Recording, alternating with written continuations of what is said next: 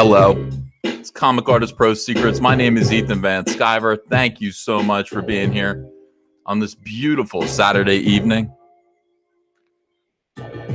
Great to have you here. Felt like doing a live stream.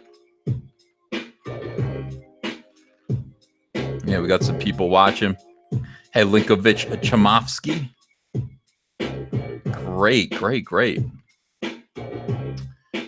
Yeah, you know, it's just one of those things. You know, I spent much of the evening talking to people about comics, various people of import about comics. Nice long phone conversation with your boy Zach about stuff. I mean, it's just like I honestly don't think things could be better at this point. I don't think things could be better. I think it's pretty impressive how well things are going. And look at this, Hangouts on the Air is going away later this year for quick streaming. Try this. Excuse me. You know, it's like I keep getting an alert that Google Hangouts is going away. Because why should things continue to be easy? Why should they continue to be easy? Why not make things difficult now that we've gotten used to them? I guess we're going to have to find a new way to do this. Everyone's telling me to get OBS. OBS. In any case, yeah, I mean things are just going pretty well. You know, talking about some of the nonsense that's going on in comics, talking about the death and the absolute destruction of Vertigo, and a very strange phenomenon that's going on. I wish your boy Zach was actually here and discussing this with me. There's a crazy thing that's going on where everyone who works at DC or hopes to work at DC are all saying the same thing. They all have the same message. They're all like, well, the original Vertigo was disorganized and confusing. I am all for fixing things that are confusing. Therefore, I applaud this move. I applaud this move to end Vertigo such as it is and to restore it in a way that will not be confusing.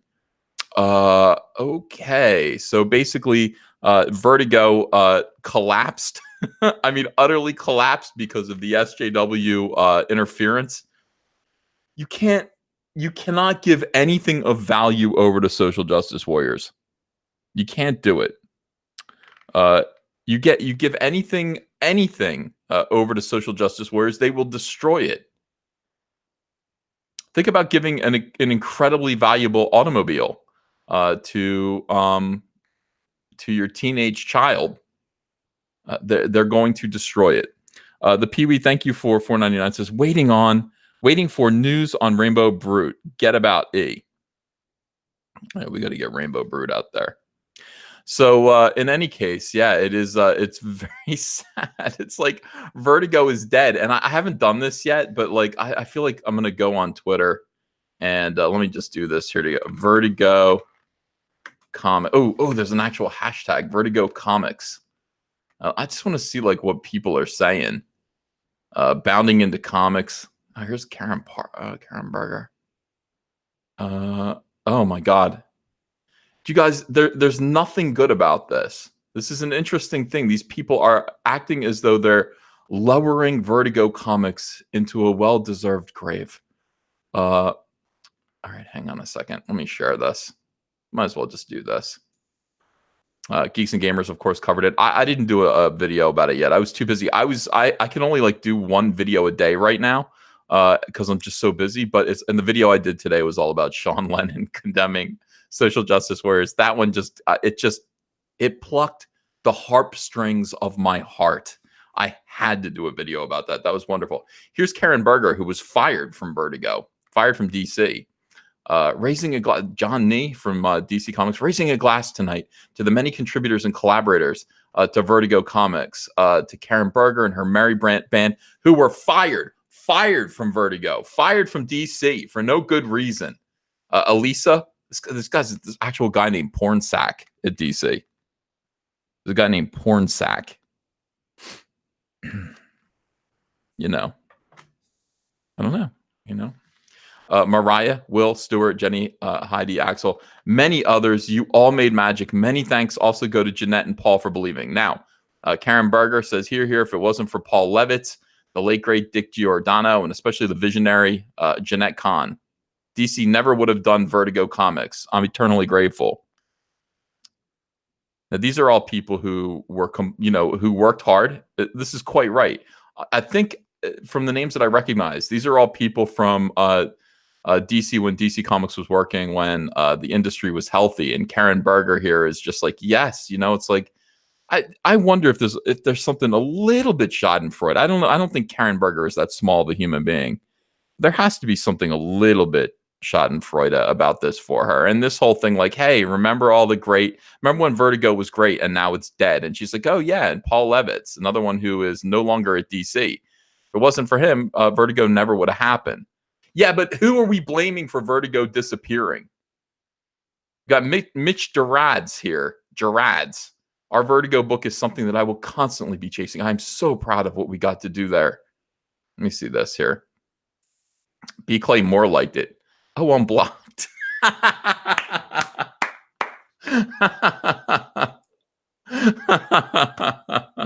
God, that took me by surprise. NASA Ravati, thanks for $2. Can you shill for the Eclipse Theater on Amazon? Yes, go buy the Eclipse Theater on Amazon. Let me read some super chats. Shadow King says, remember, Ethan, SJWs don't have b-holes. Never trust a person without a b-hole. They are full of, and then the poop emoji. Cass Michael says, have you checked out Rusty's comic or channel? No. Who's Rusty? Baptist says, do you know of any good recent comics or books? Sure.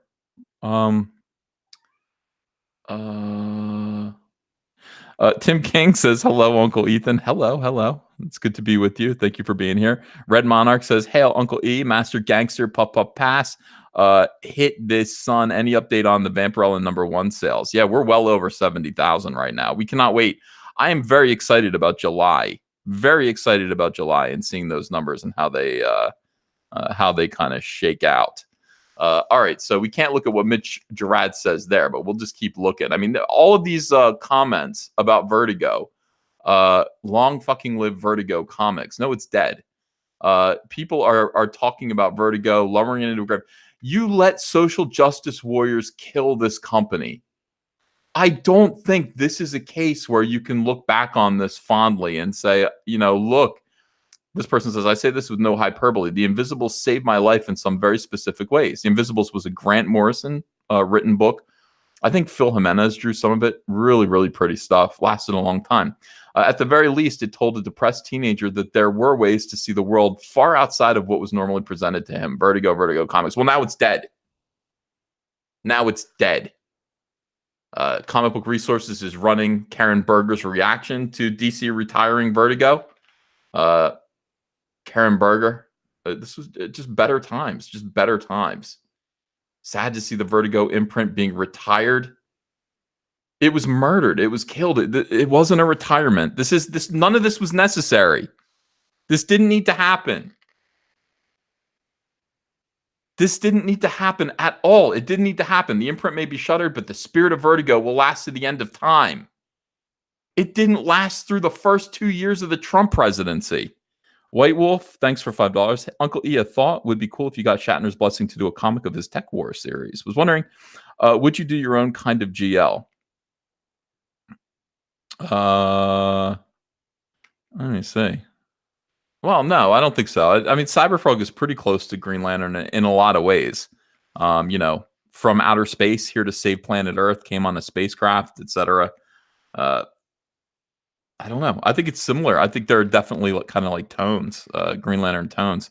But no, I'm not interested in doing a ripoff of anything. It's not what I want to do. I don't want to do a rip. I think a lot of comic book creators go off on their own, and they kind of go, I want to tell a Superman story, but they won't let me do the Superman story I want to tell. So I'm going to do my own. I'm going to name it, Unstoppable.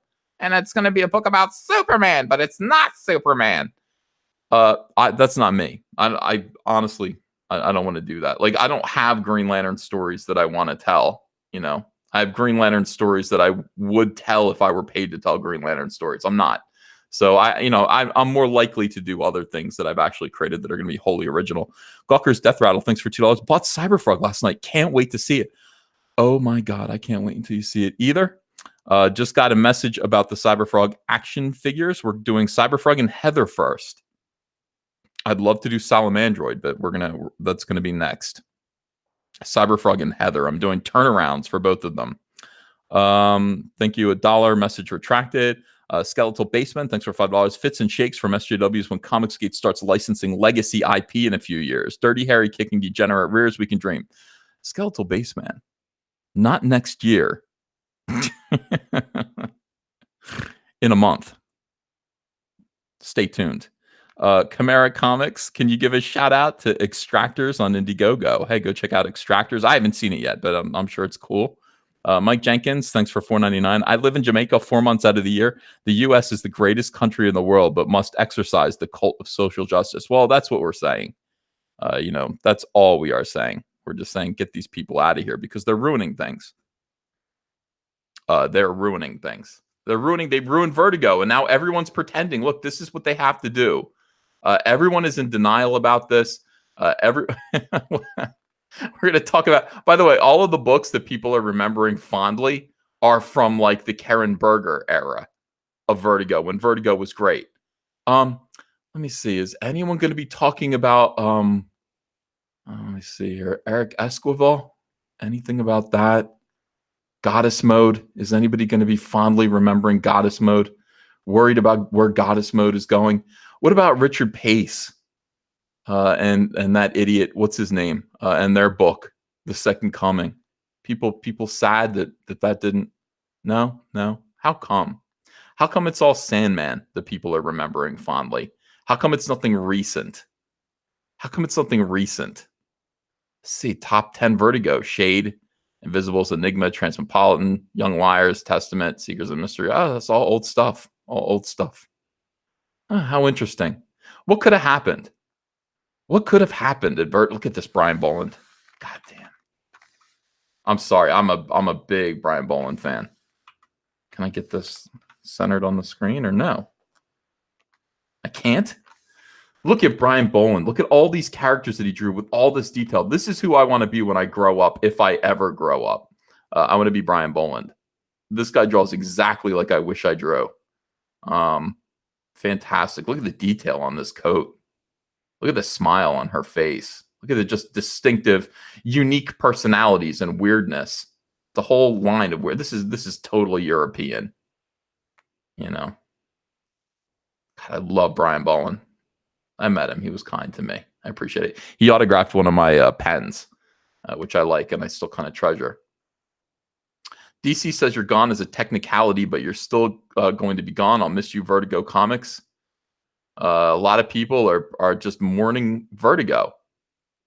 Heads should roll. Vertigo used to be a big brand. Vertigo was an important brand that a lot of brilliant creators came out of. Here's Scott Snyder's American Vampire.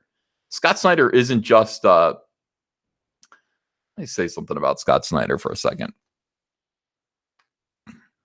Gat Hanzo says, nah, don't grow up.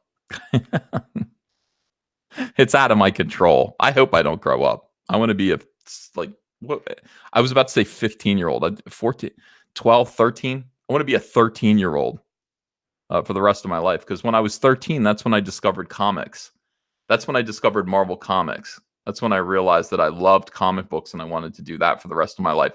I don't want to wake up as a 44-year-old and then really look around with the skepticism and the cynicism of a 44-year-old, the learned wisdom and maturity of a 44-year-old, and realize how insane this industry has fully become and that there's like no hope for it. There's like no hope. I want to be 13 and keep dreaming and keep thinking that my book about a frog could help. That's what I want. Yellow Flash said, Vertigo got woke, went broke. Exactly. Manic Boy Productions, thanks for $10. I believe that artists should be able to create whatever vision they want, regardless of age, sex, race, orientation. SJWs believe in art, censorship, and art segregation. That is completely evil. By the way, Manic Boy Productions, that's pretty much what Sean Lennon said today.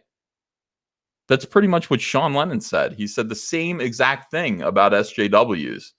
He said, I remember when it was when interesting people were left-wingers. Now, left-wingers are church ladies that hate science. When he says hate science, what do you think he's referring to? That hate comedy. What do you think he's referring to? Yellow Flash 2 says, come to Bubba Fest. It's SJW free. Nick and Tug are. Yeah, I'm not going to. I'll talk about conventions in a little bit. I can't see myself ever going to a convention again. Accipiter Osizer, thanks for $5, says, back Douglas Ernst Soulfinder on Indiegogo last week. Looks like it will be a good one piece. Let me make one thing clear. I love Doug Ernst. I love Doug Ernst. Yeah, so, if you love Doug Ernst too, go back his book. All right, so everyone is just rushing around in order to bury Vertigo properly. Let's not forget that the reason Vertigo died is because an idiot by the name of Andy Corey took over Vertigo, and he launched a line of books. 6 books that not only sold miserably, was it 6 or 7 titles, that not only sold miserably, but every single one of them was social justice. Every single one of them was a dagger, like a hateful dagger aimed at the heart of normal people. Every single one of them. And then the books came out to various, poor sales.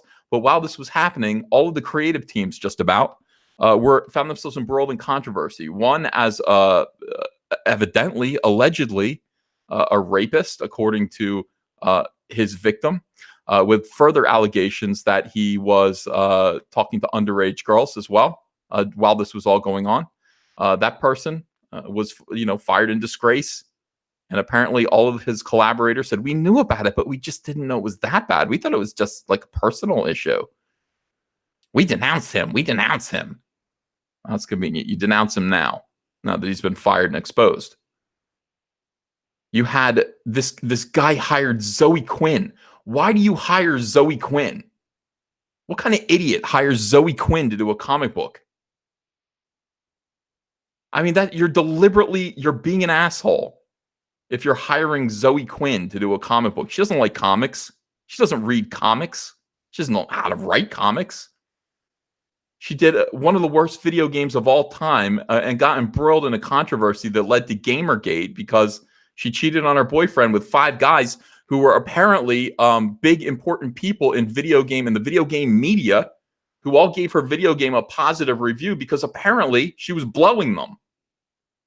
This is someone you give a book to, and then this person goes out and hires an artist, total weirdo, a guy who threatened another artist, a guy who threatened Frank Cho because he drew a character that this guy created in he felt a sexually provocative position. He said, that's my daughter.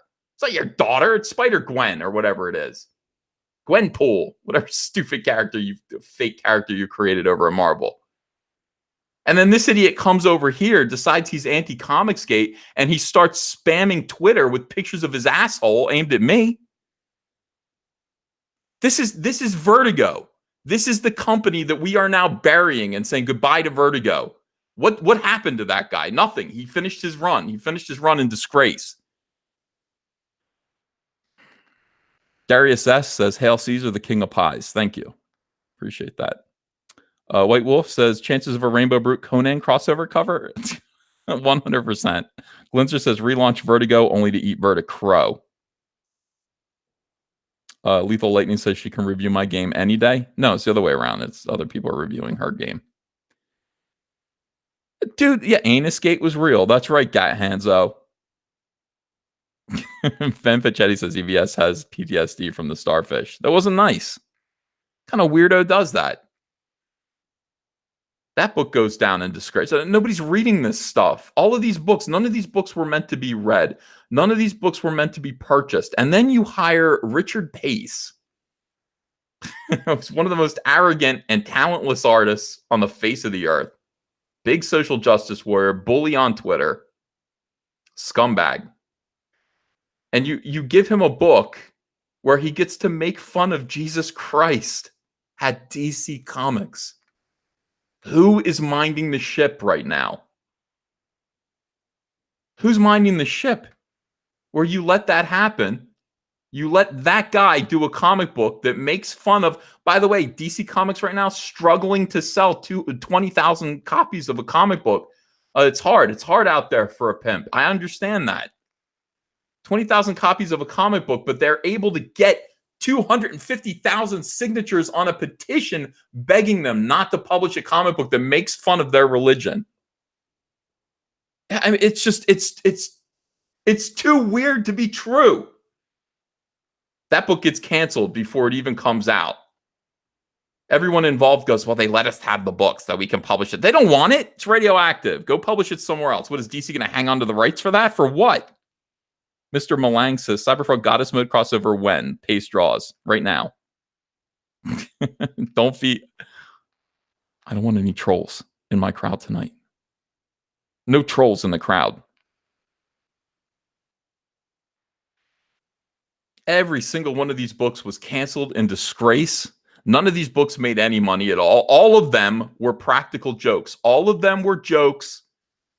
All of them were mean-spirited, cruel, stupid comics that were aimed at flipping the bird at Andy Corey's political enemies. All of them. Now, I didn't know DC Comics was in the business of doing that. I didn't know DC Comics was interested in investing actual money in flipping the bird to Andy Corey's political enemies. I had no idea. I didn't know. SSJ Future Gohan, thanks for $1.99. Just got Saga of the Swamp Thing, poor Vertigo. I know. Used to be great. Yellow Flash 2 says Richard Pace stole Kickstarter money. Yeah, he did. He did. J Sim says Rob Liefeld must be enjoying his popcorn. He must be. Rob Liefeld predicted all of this. John Smith says Vertigo wasn't killed, it was murdered. So now we're going back and we're talking about these people are saying this is a sad day that Vertigo is shuttered. This is a sad day. It is a sad day. 100 Bullets, Preacher, Doom Patrol, Animal Man, Fables. Hewitt Gack, thanks for $5. Hey, don't forget the wonderful Hex Wives, which had a healthy run of 6 issues. LMAO. Yeah, Hex Wives. Very clever title, by the way. Very clever title. So these people are all remembering the glory day. Look how nice this is. Look at this. The glory days of DC Comics. Vertigo Comics, I mean. It's over. But it was over a long time ago because you gave it over to a social justice warrior who should have been fired. You had all of the signs. You had all the signs. You knew. The guy's out there on Twitter talking about how he's at war with white males. On Twitter. You had all the signs. And you did nothing, and you let him kill Vertigo. You gave him more responsibilities. Now, has he been fired? Has Andy Corey been fired? Andy Corey, by the way, troubled. There's more troubling information about Andy Corey that I'm keeping private.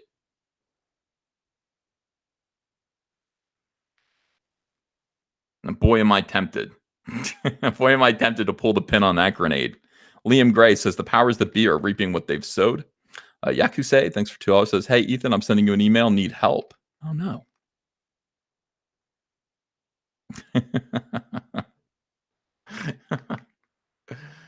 No, he has not been fired. Andy Corey has been promoted.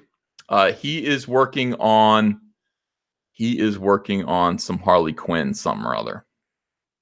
Harley Quinn.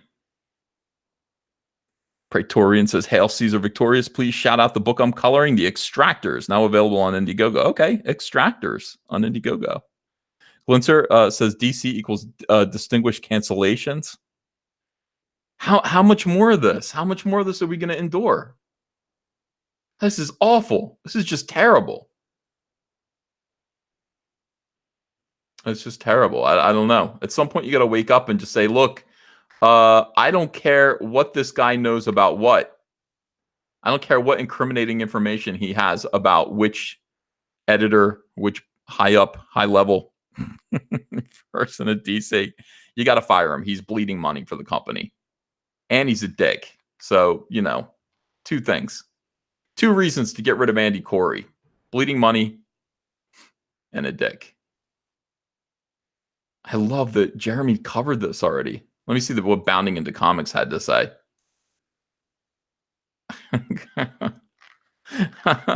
It's so cool. DC Comics confirms Vertigo Comics shut down, reorganizes into 3 labels. So they are going to try to push the social justice warriors into this corner here. DC Comics announced from the Vertigo Comics will be extinct beginning in 2020. They specifically note DC Comics will sunset the Vertigo publishing imprint at the end of the year. I wonder if mafia guys call it like executions that I need you to sunset this dude. Sunset this dude. In a press release, DC announced that they will be restructuring their comic book division under 3 labels: DC Kids, DC, and DC Black Label. These changes are expected to go into effect in 2020.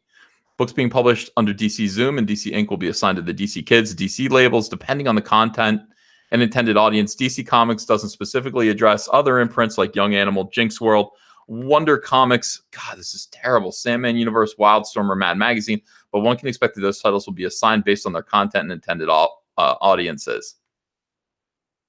Dan said, we're returning to a singular presentation of the DC brand that was present throughout most of our history until 93, when we launched Vertigo to provide an outlet for edgier material. That kind of material is now mainstream across all genres, so we thought it was the right time to bring greater clarity, is the word, clarity, to the DC brand and reinforce our commitment to storytelling for all our fans in every age group. So they're covering this up. This is just part of what we're doing. This new system will replace the age ratings we currently use on our material in order to cover up and hide the catastrophe. The catastrophe, you know. They're going to pretend that they're restructuring DC. This is a lot to do to cover up this and just avoid firing someone who deserves to be fired. SSJ Future Gohan says, Uncle E, what do you think of Dan DiDio? I like him. Leon Garnett says, when will people learn soy is not a substitute for meat? Vertigo just got a lethal soy injection. Absolutely true. Chucky Wookie says, good morning, EVS. Sunday morning breakfast ruined with that anus gate image in my mind, in my head. Love your live streams. Hail CG. Like, my live streams are getting more livelier lately. I dig it. I go back and listen. When I actually start yelling, it sounds pretty good. So that's what I do. If I feel emotional, if I feel, you know, little extra energy, I'm going to let it loose. DC Comics publisher and chief creative officer Jim Lee also stated, what we've done here is apply an ages and stages organizing philosophy. Oh, that's good. That's what diaper companies do. Diaper companies. Huggies, ages and stages to the potty. That will strengthen what we're already doing well, whether that is our move into the young adult and middle grade audience or our long track record of success with creator-driven pop-up lines. Lee adds, we will also continue to publish creator-owned projects and will evaluate and assign the appropriate label to help our fans find the best books for their interests. None of this is, it's just, comic industry's dying.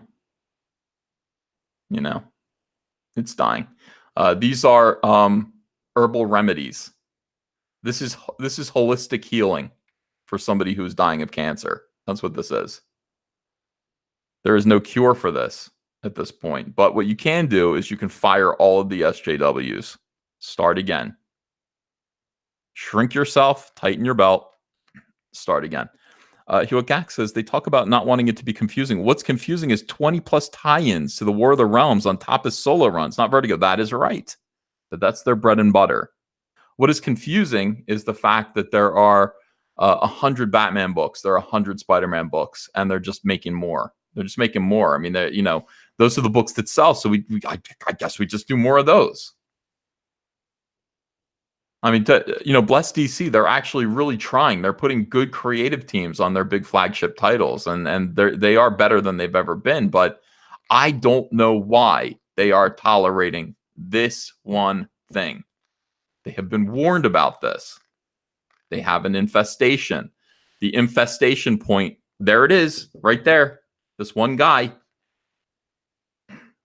You guys, I mean, what can I tell you? He just sunk your Vertigo line. What are you going to do? Nothing. We're going to say, it's just been confusing. We need greater clarity. Unhinged Crank says, this cover has nothing on it. It's black. The previous cover was sexist. What's wrong with sexy? Black label. None more black.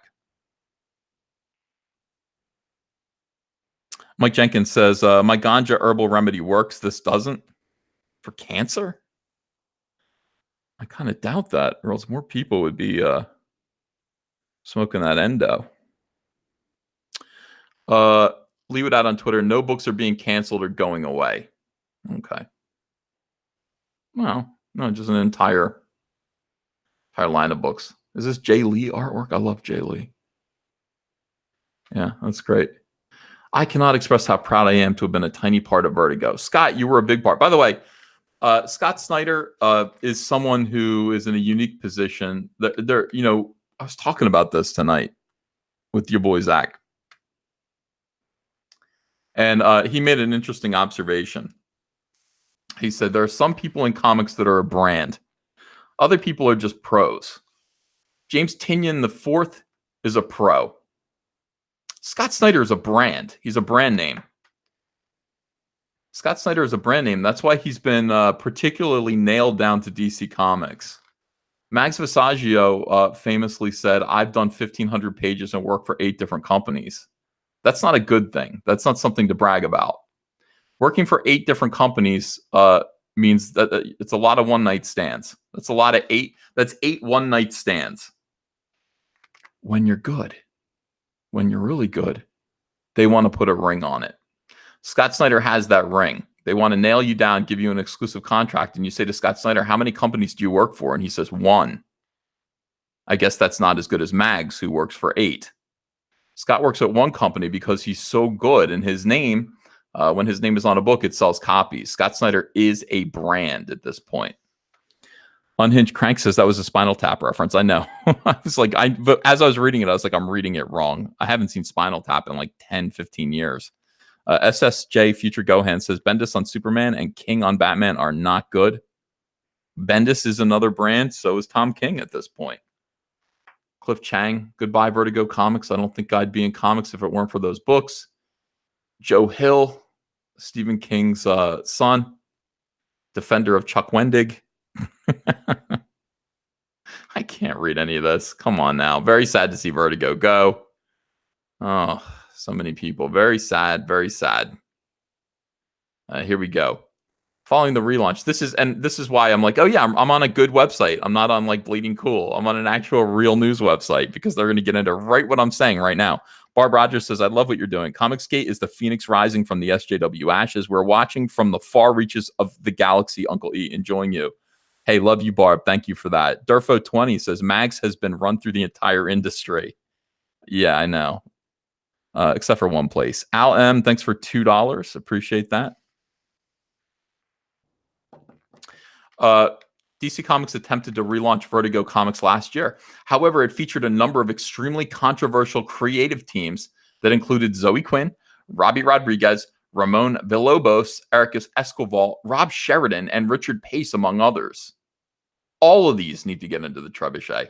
Following the relaunch, the controversial creators announced would plague the imprint. Robbie Rodriguez would tweet unsolicited pictures of his extremities. No, extremities are your fingers.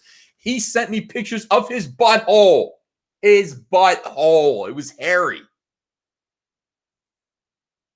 Still, I mean, it's just like, God damn. Excuse my language. That's in my head now. Glinster says, is it now called Vertigon? Yes, it's Vertigo and going gone. I received no apology. I received no recompense. Nobody said you're sexually harassing Ethan Van Sciver. Indeed, nobody cared. You're allowed to sexually harass me, evidently. And other people are learning from that. Other people are learning from that. It's disgraceful. Now I've got people. Why are people saying, so will you fuck my wife to me? Why are people saying that to me? I think it all started with Robbie Rodriguez. Don't say that to me. The answer is no. Christopher Butcher says, Ethan, I think you mean rectum pence. Thank you. Exactly right. Good. Jake Foley, thanks for $5. You got to understand, to them, that isn't harassment. It's an invitation. Got to stop it. You got to stop it. And it all comes from this. All right. Zoe Quinn would take to social media to call Republicans evil. So what else is new? Ramon Villalobos would espouse anti-white racism. This is great. Rob Sheridan would attack Donald Trump supporters. Richard Pace advocated that businesses should deny services to those he deems active fascists in power. Shut up, Richard. Fucking idiot. Eric Escobar would be accused of sexual misconduct and see his Border Town series canceled. He would deny the accusations, but we believe women. Hewitt Gack says, would it be too much for me to show Robbie my bumhole at the next Conomat? He will be there, or maybe I can draw his bumhole and get it autographed. Hewitt, I will not recommend that you do that. You know, I value my YouTube channel. I would not make such a recommendation. But you do whatever you want. I'm not your dad. Unhinged Crank says, EVS looks sexy tonight. What are you wearing? Oh, glad you noticed that. Hey, my camera's off. I'm wearing a blue Nautica t-shirt, and I'm wearing red pajama bottoms. Okay? I'm blue and red. Yeah. He would deny the accusations. Sales would also plummet as most titles didn't even ship over 10,000 copies by their second issue. Come on now.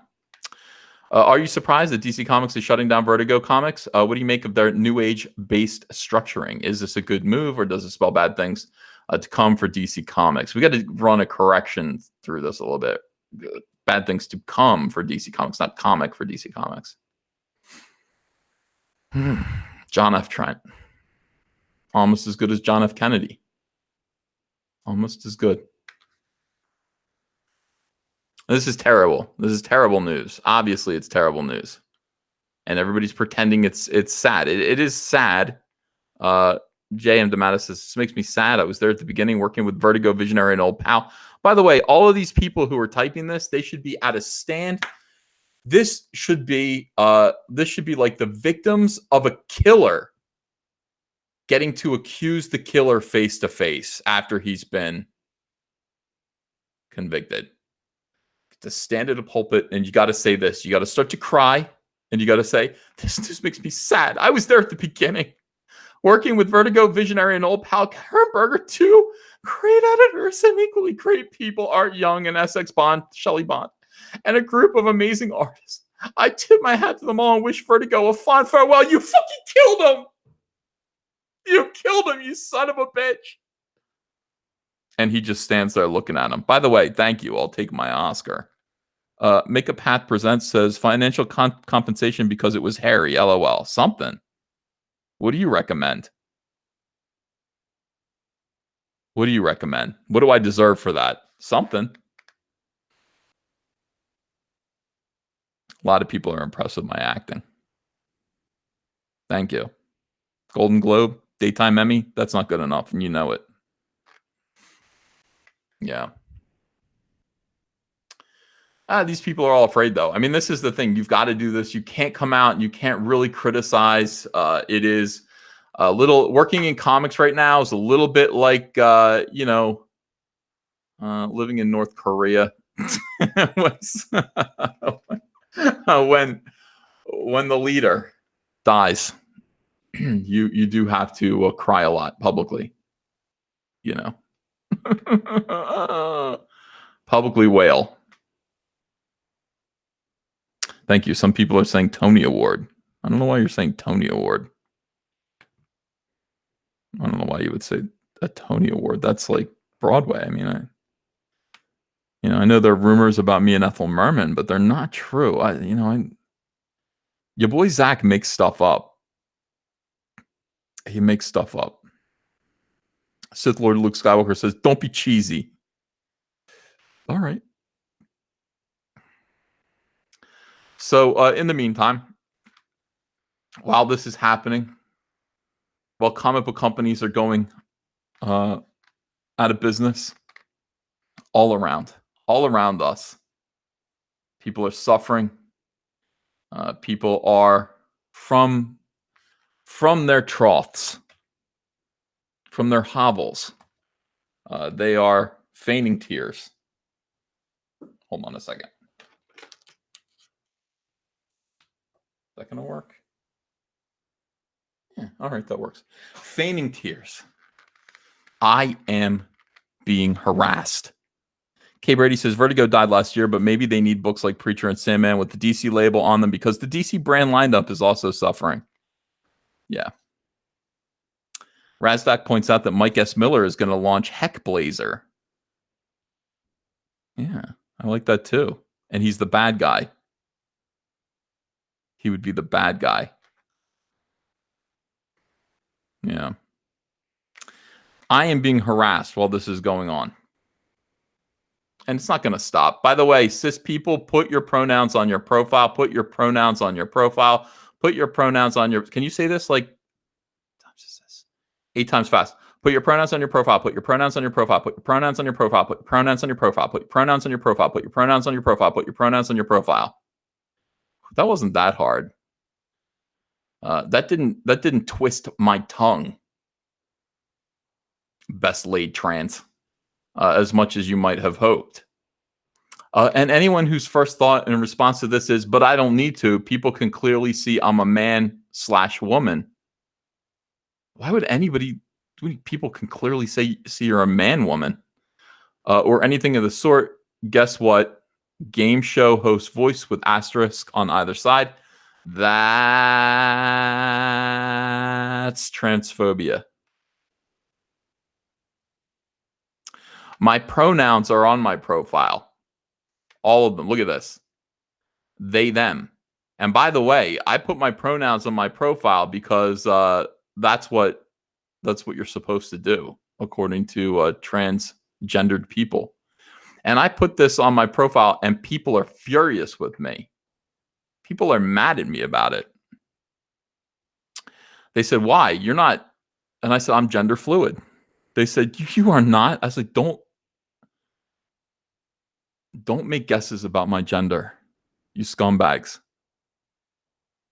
I am a one-man army. I'm not a man, not a woman. One-man army. I'm many people.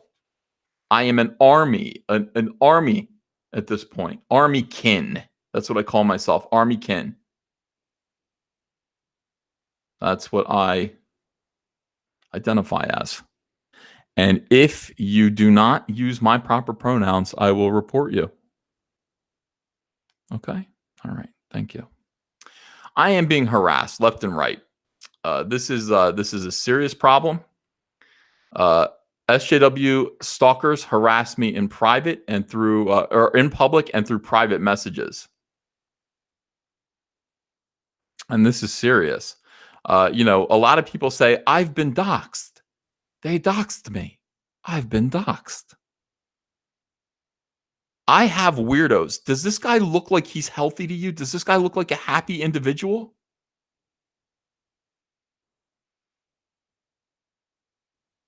It looks like they fished him out of a tuna can. Look at this guy. He's a mess. He says, I listened to all your videos and it seems like you have a problem with women. All right. And then he decides he's going to start doxing and he's going to start stalking me and doxing me.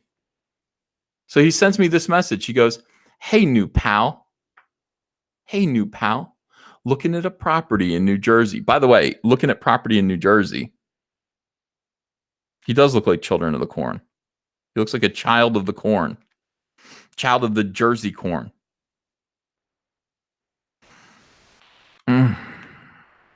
Gingers never look healthy. Yeah, they don't really. I mean, even the healthy ones don't look healthy. Hey, pal, new pal, looking at a property in Jersey. That's where I live.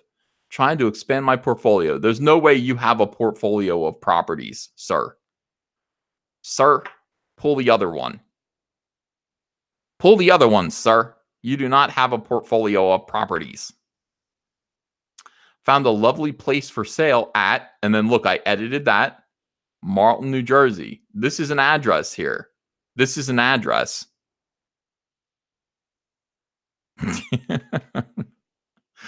And I remembered at the end of your videos that you're from that area. Just wanted to ask you how the area is. School systems, property tax rate, crime rate. Crime rate. Because I'm going to find you. And I'm going to double it.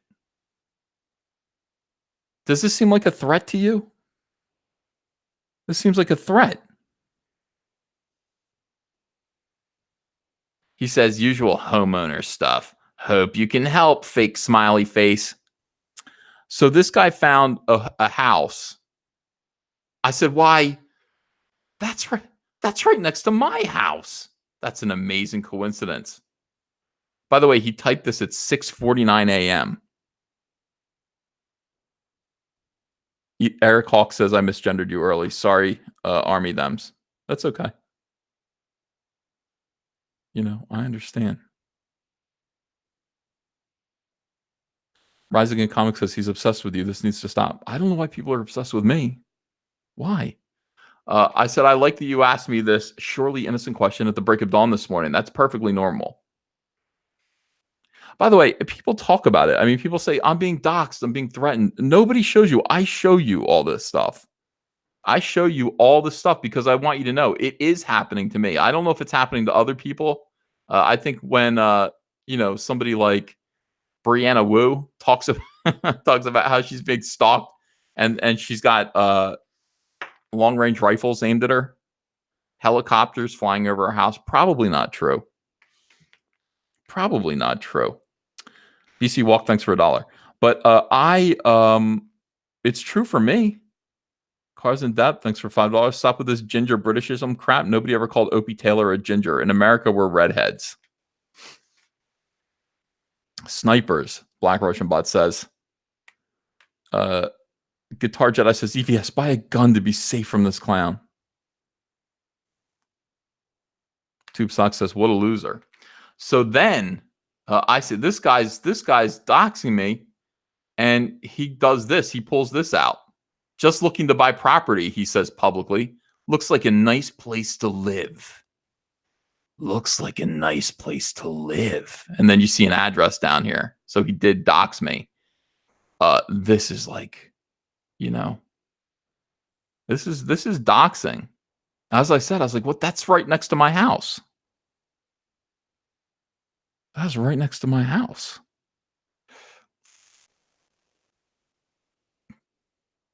You know, it's nice, isn't it? I see those blue shutters. Look at the nicely cropped front lawn. Your boy Zach saw my he saw my neighborhood, and he was like, "Why is everything so big? It's so spaced out." I said, "Yeah, it's nice."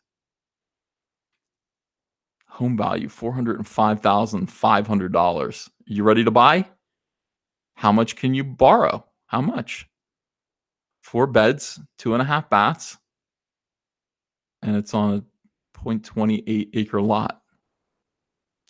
Who gives a shit says, nice place, Ethan. Testy Cool says, pathetic. Skyray says, Illuminati. Lock and load, says Eric Weathers. Arcane Flash says, doxing isn't illegal. Nick Ricada said that. Mobseed says, Ethan, you're adding to your own doxing. It's too late. It's out there already. It's out there. What do you want from me? Iwazaru says, don't be so paranoid, Ethan. He's just a murderous soy boy looking for a house and a new skin to add to his collection. Antonio says, that house looks like it has a guest room, which I am told is no longer available to me. Oh, my God. Ray from New Jersey says, Ethan, do you go to the comic shows in Cherry Hill? No, I go to Monster Mania, though, in Cherry Hill. The abominable Dr. Ferbs says, Ethan, you've inspired me to start working on my graphic novel again and looking to Indiegogo it. Taking your advice first, getting a YouTube channel going. Yeah. You guys dig it? You like it? Yeah. I mean, but this is for real. Like when I say I'm being doxxed. I'm being stalked. You guys go, oh, well, it's, look, maybe he's just, that's what people say, people complain about it, but I legit am, and I'm posting receipts. People should see it. People should understand. This is silly. Now, Dynamo says the blue accents are pretty ugly. I wouldn't do it. It shows too much personality.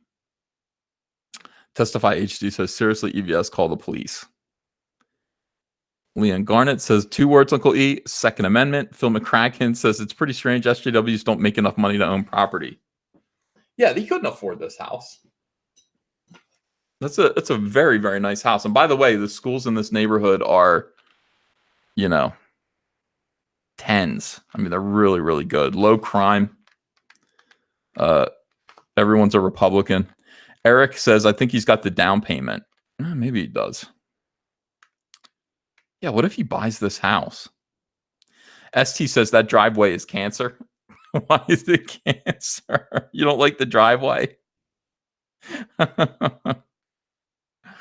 Worst one says it needs a giant salamandroid decal covering the 2-car doors.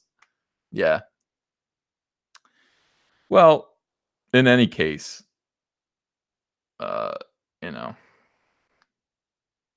this isn't, you guys know I moved, right? You guys know that. You guys know I moved. So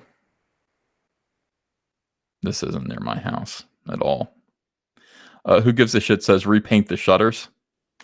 Yeah, I would too. I think I would make them, what would I do? I'm just brown. Just brown. Yeah. Last Crusader says, wait, that's my house.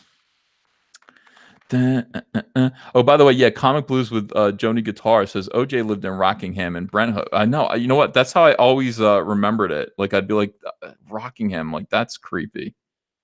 That is,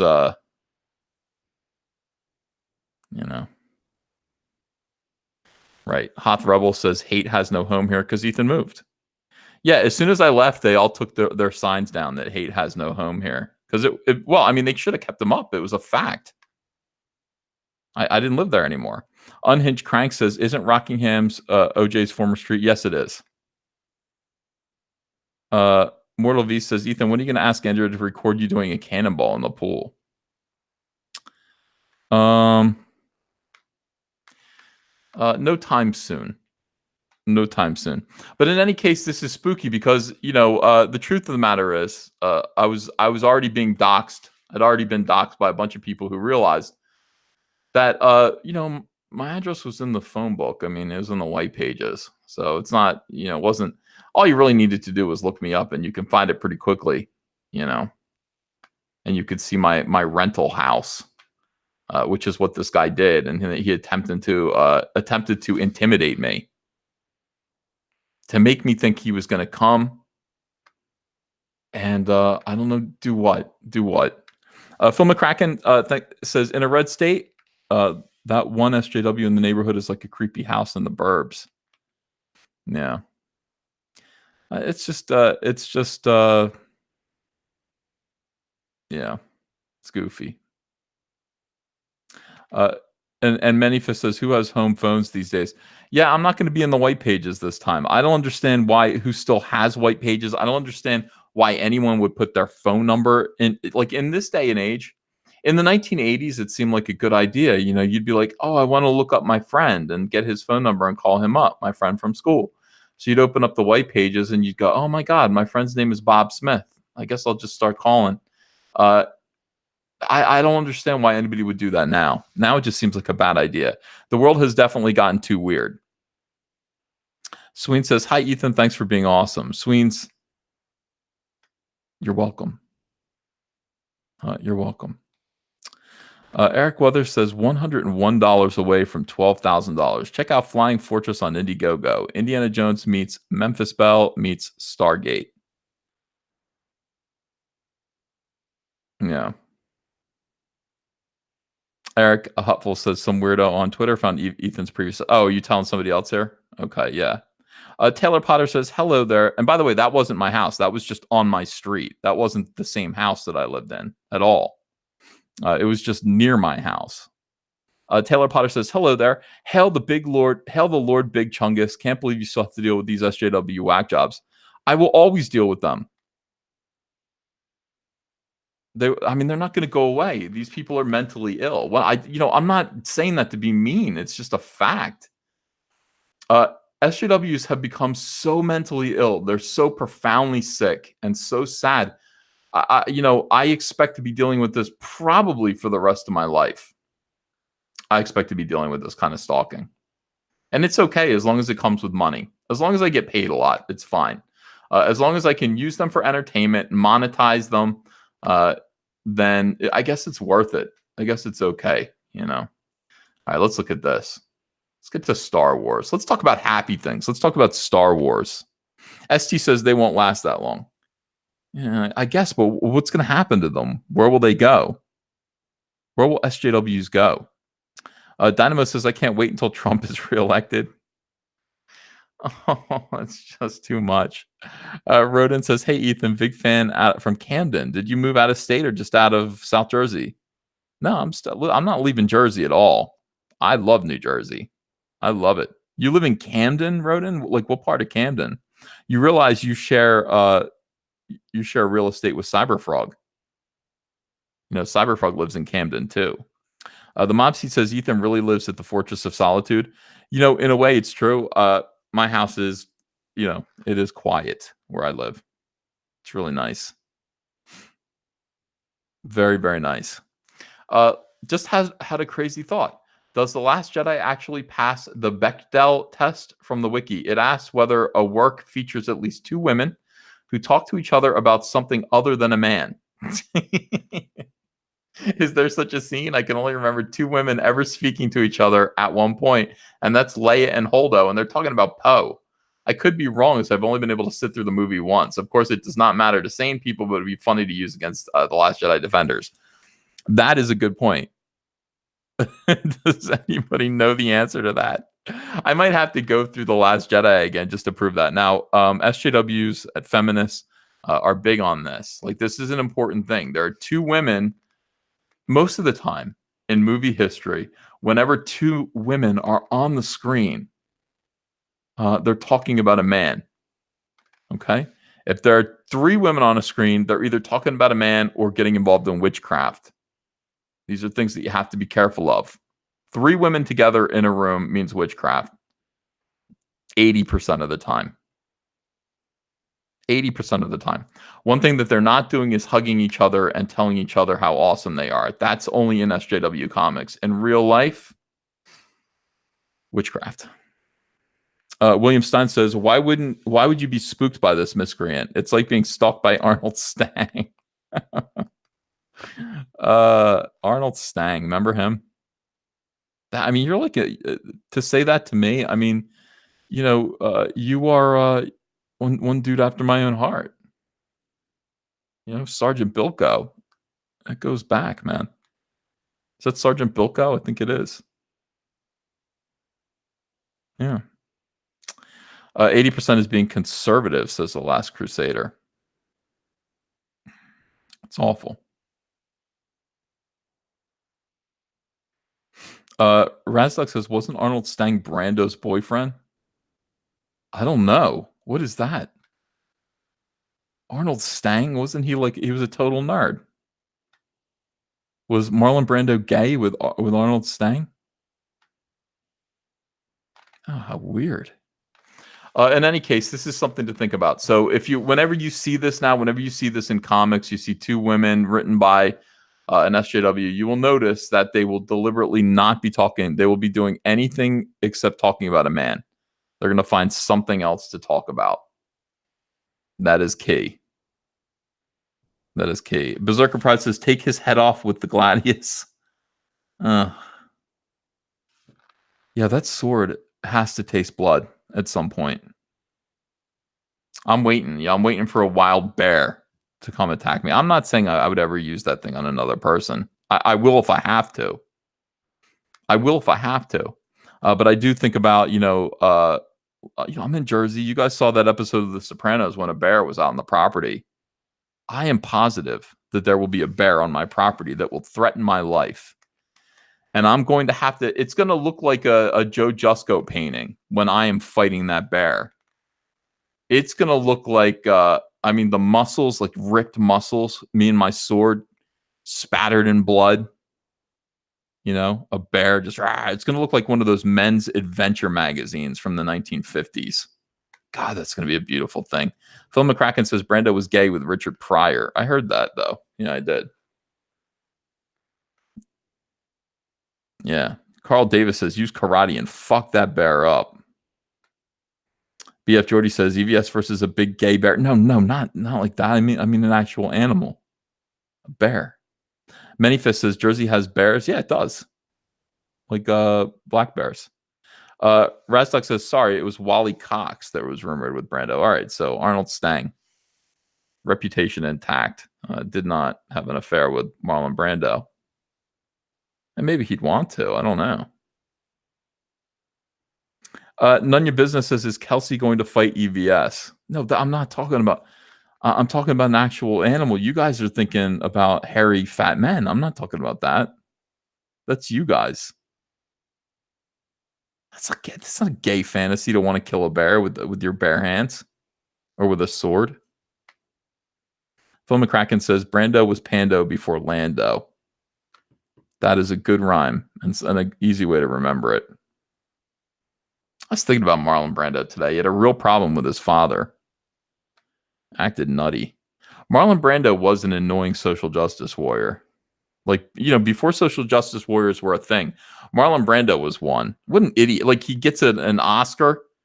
He wins an Oscar, so he sends a Native American up there to accept it and to instead of him, he's like, I'm not going. I'm sending a Native American up there to yell at you guys about the way you treat Indians in movies. And that's what he did. I mean, that might be the most annoying thing I've ever heard. Red Syrup says Jarrell. Yeah, he was Jarrell, though.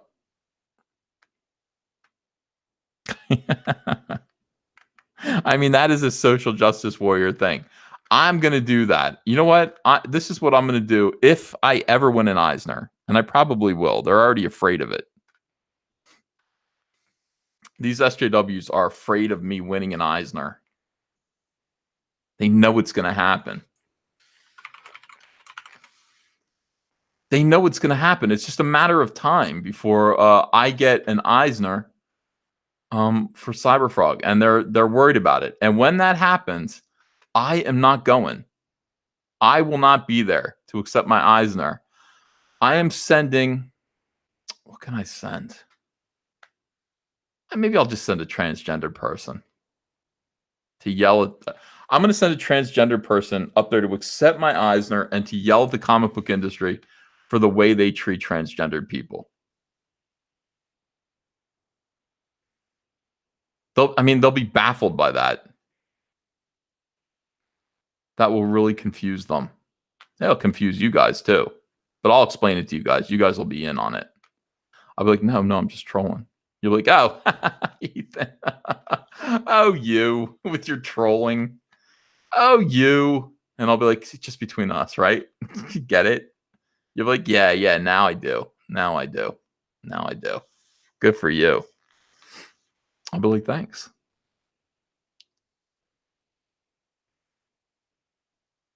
Yeah.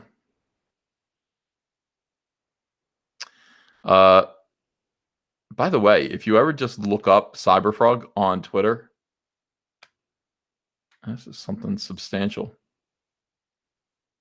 Hold on a second here. SJWs talk about Cyberfrog nonstop. It's the most important book in the world. This guy says, I learned something from Uncle Ethan's missteps with Cyberfrog. Thank you, Cider Hype. The book being late gave it an extra 6 months of conversation. It became something familiar to people, a household name. I'd even call it a label. I'd call it, iconic. Deucey the Snowman says, Uncle E, we need all caps merch. There are some SJWs at Memphis Comics Expo in October. I need comicsgate merch to rock. I'm glad you asked. You guys have to understand something. I am on the ball with taking care of you. I already anticipate all your needs. I anticipate your needs, and I'm here to provide them.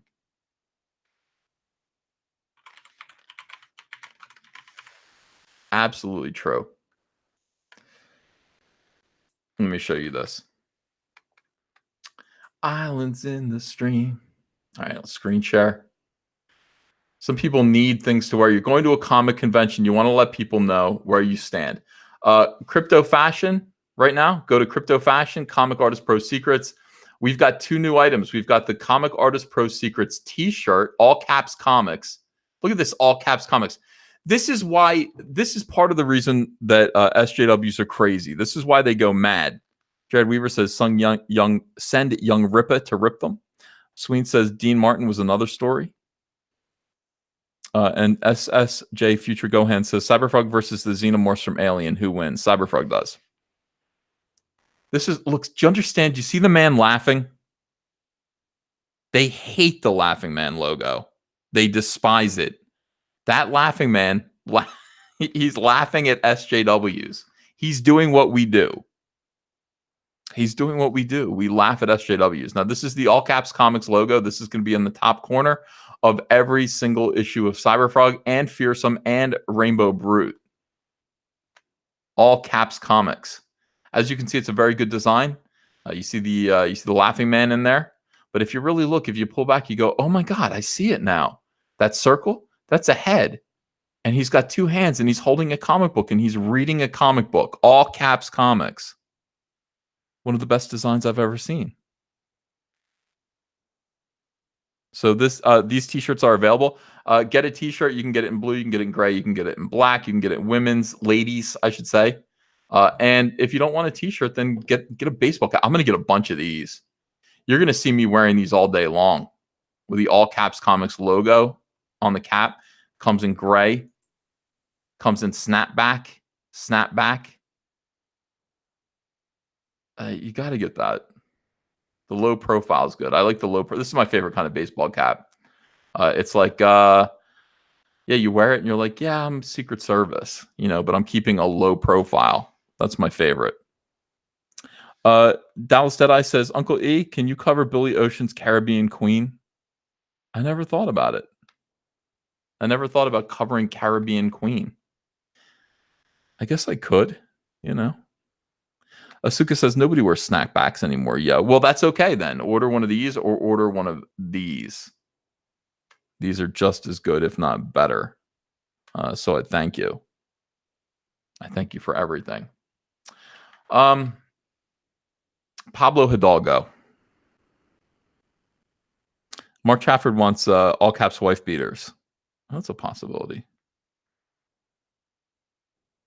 I would do that. Heroinberg says, can you cover some Depeche Mode? I heard you're a fan. Yeah, maybe we'll do piano. You know what? Every time I'm not doing piano because your boy Zach does nothing but make fun of it. That's why. And people just don't want me to do it anymore, and people flee. Pablo Hidalgo lays down the law. Pablo may be out of his jurisdiction, but he's in hot pursuit. It doesn't look too much. Pablo does kind of look like this. Pablo Hidalgo had an uproarious conniption over the weekend. Perhaps he's been having a hissy fit over Claudia Gray being forced to disavow that nonsense Star Wars poll.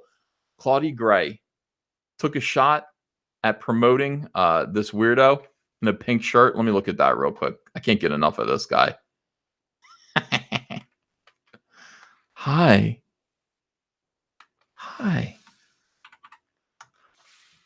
Do you like feminism?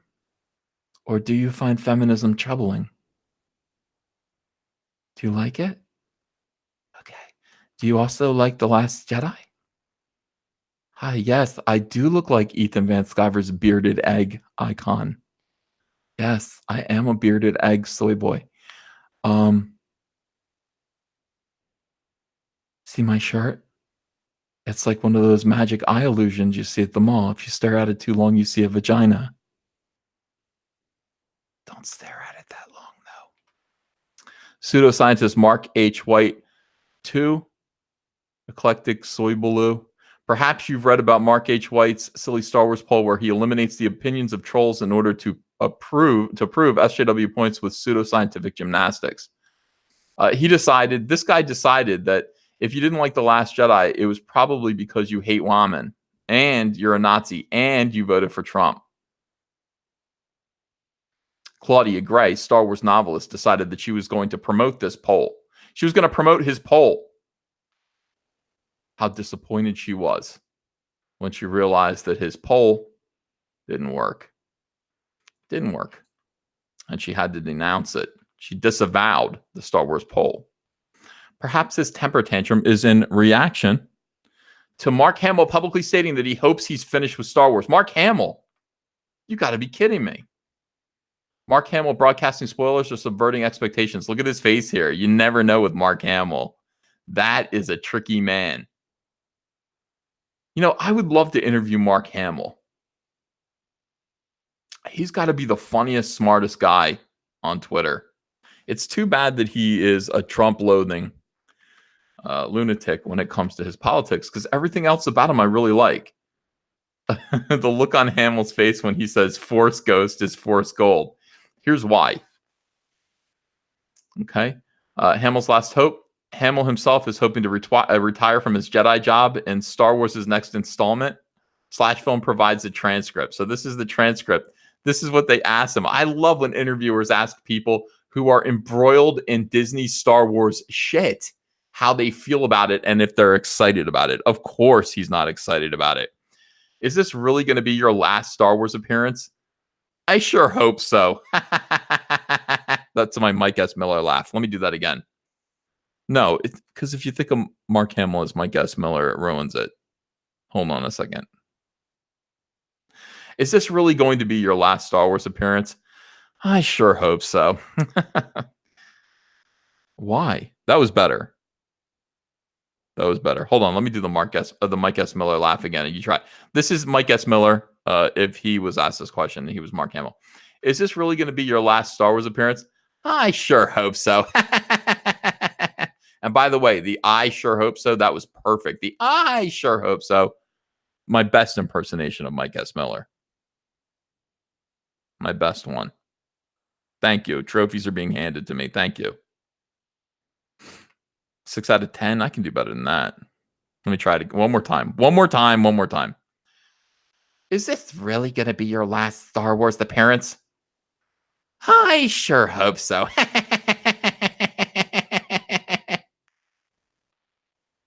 Phaser 1X says you're mean.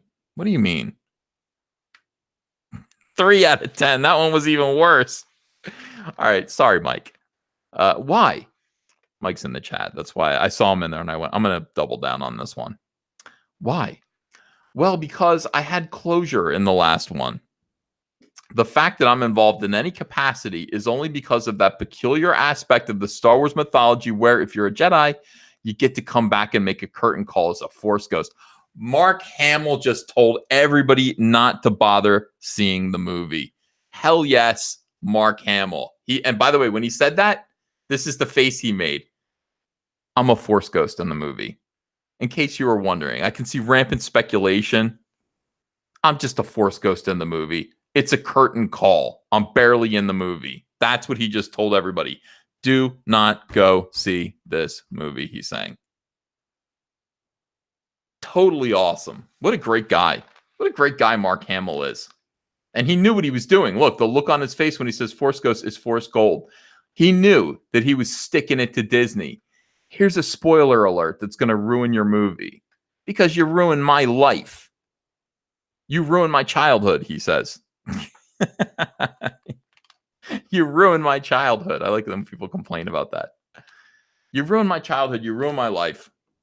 And all you did, I was supposed to be in The Force Awakens. People thought I was going to be in The Force Awakens. I was only in it for 3 seconds at the very end.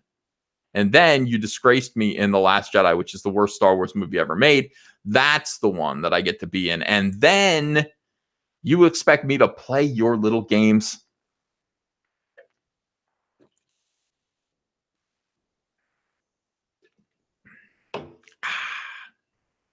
You expect me to play your little games and pretend that I care about this?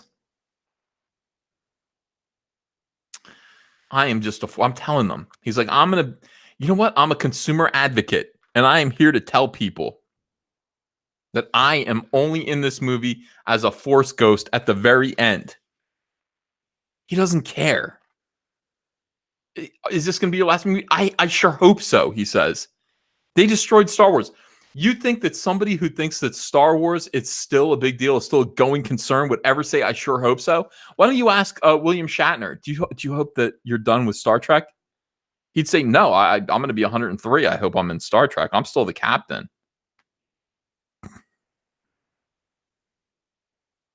I'm still the captain.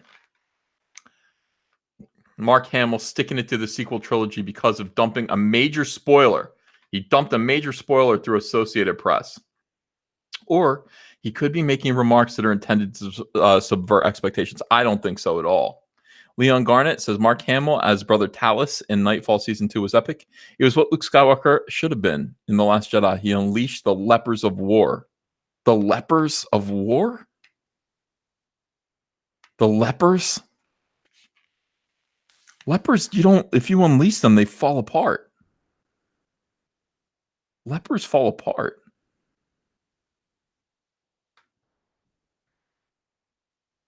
Why would you unleash the lepers of war? It just doesn't seem like it's going to work. 1,526 people watching. Thank you, guys. Appreciate you. This is a question, though. I mean, honestly, I could double back and I could be like, well, I don't know. He could be effing with us. He could be effing with us. I don't really know. I don't think he is, though. I don't think that's what he's doing. So this is why Pablo Hidalgo is probably mad. Glinzer, thanks for $2. Hamill is skywalking away from Star Wars. Maybe Pablo just needs a nap. Oh, he probably does. Pablo needs a nap. Anyway, you look at it, this is some pretty funny stuff. Here's Pablo.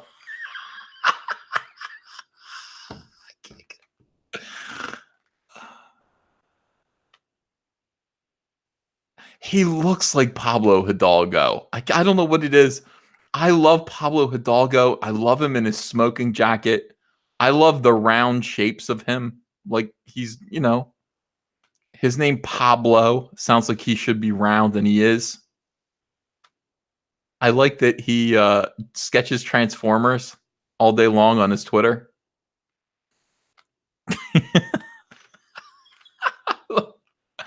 I want to be his friend so bad. Like, I really do. I want to be Pablo Hidalgo's friend. And for a while, we were cool. But then Jeremy said, go fuck yourself, Pablo. And Pablo blocked me.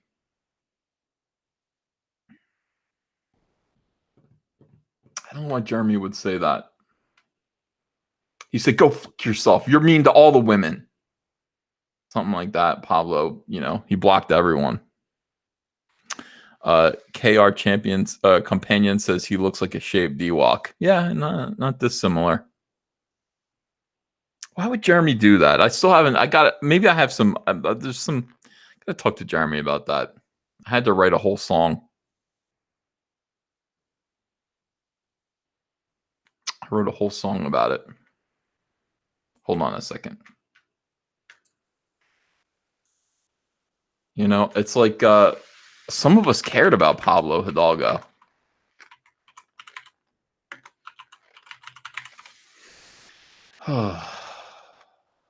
Yeah. All right. So I wrote a song. I want to play it for you now. This is how I feel about things. Let me see here. Now I'm going to use this. If you guys don't like this song, you don't have to pretend that you like it, okay? My feelings aren't going to be hurt. I'll be okay. I made a music video about it. These are my feelings. Views expressed are my own. Thank you. All right. So I was blocked by Pablo Hidalgo on Twitter. I don't think I deserved it. I don't know. I still don't know. But I wrote this song.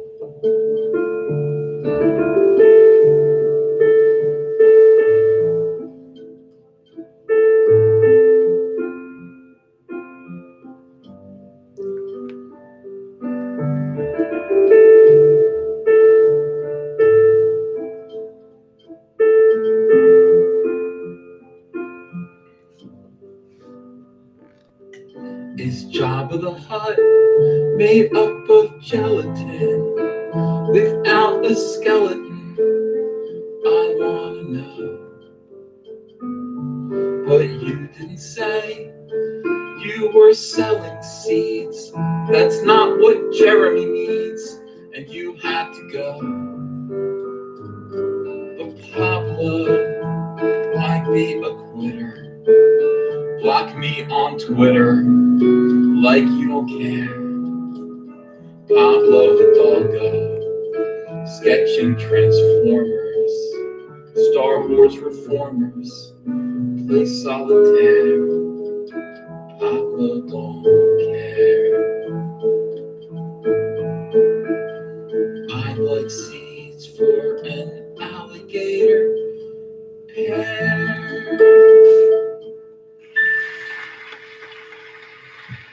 Sorry, Pablo, for whatever I did. Yeah. Just take a minute. Take a minute there. It's okay. Tell me how you're feeling. How does it make you feel? You know? What? Not your best work? Okay. All right. That's fair. I mean, that's, you know, it's not what I wanted to hear people say, but it's fair. You know, it's okay. Downshift says, you read Jeremy's tweet on stream and laughed for 5 minutes. I mean, that's why he blocked you. Maybe. I forgot about that. I did laugh for 5 minutes. Because it was so over the top. Why did he do that? Why would Jeremy say fuck you to Pablo Hidalgo of all people? I don't know. You know, sometimes people have feelings and they just let them out in a certain way. So this is Pablo Hidalgo. Pablo Hidalgo has feelings right now too. And Ichibaka, Disney Star Wars is dumb. He wrote an article about it. God. Go fuck yourself, Pablo. Oh God, that was funny. Jeremy is funny. Pablo asserts his non-existent authority.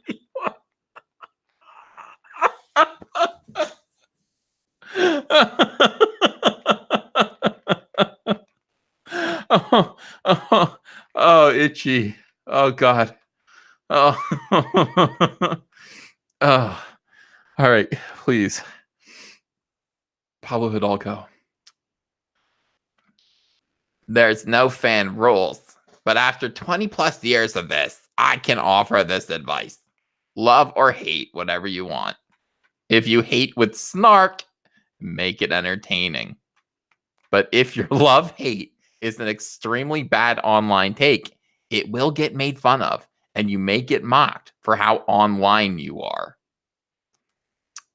Ichibaka points out that he disagrees. He says, there's no fan rules, except when Pablo and his cohorts decide they want to impose some. Of course, there's no chance that anyone will abide by those rules, but that doesn't stop the inherent control freak nature of the SJW from pestering normal people with them.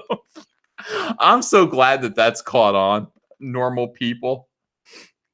One of the things that I kind of did when I started this channel, and I don't know if other people did it too, I didn't notice. But one of the things that I wanted to do was I wanted to just establish that SJWs were weirdos. And, you know, people were calling them filthy names, and those filthy names were absolutely true.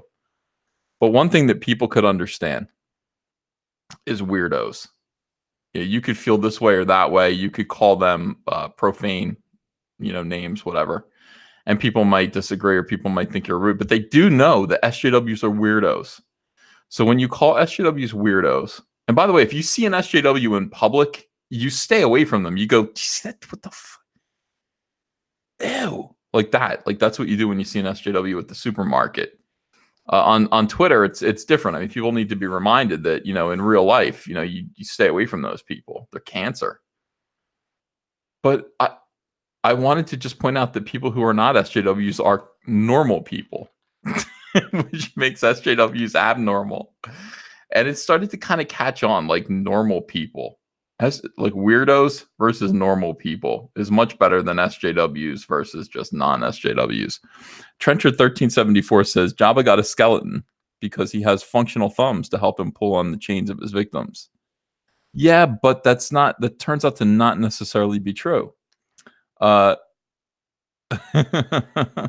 SJW or not SJW, Jabba the Hutt has a like it's not a skeleton. It's made of cartilage. So Low Res Boy says, "LOL, that new song." Do you guys like it? You like that song? Yeah.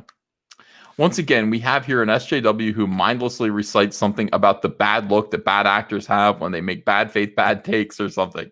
It's like being made fun of and mocked by your 5-year-old sibling. We all await Pablo to call us big dum-dum heads. There's Pablo. Yeah. Oh, what's he doing? He looks ashamed of whatever he's doing.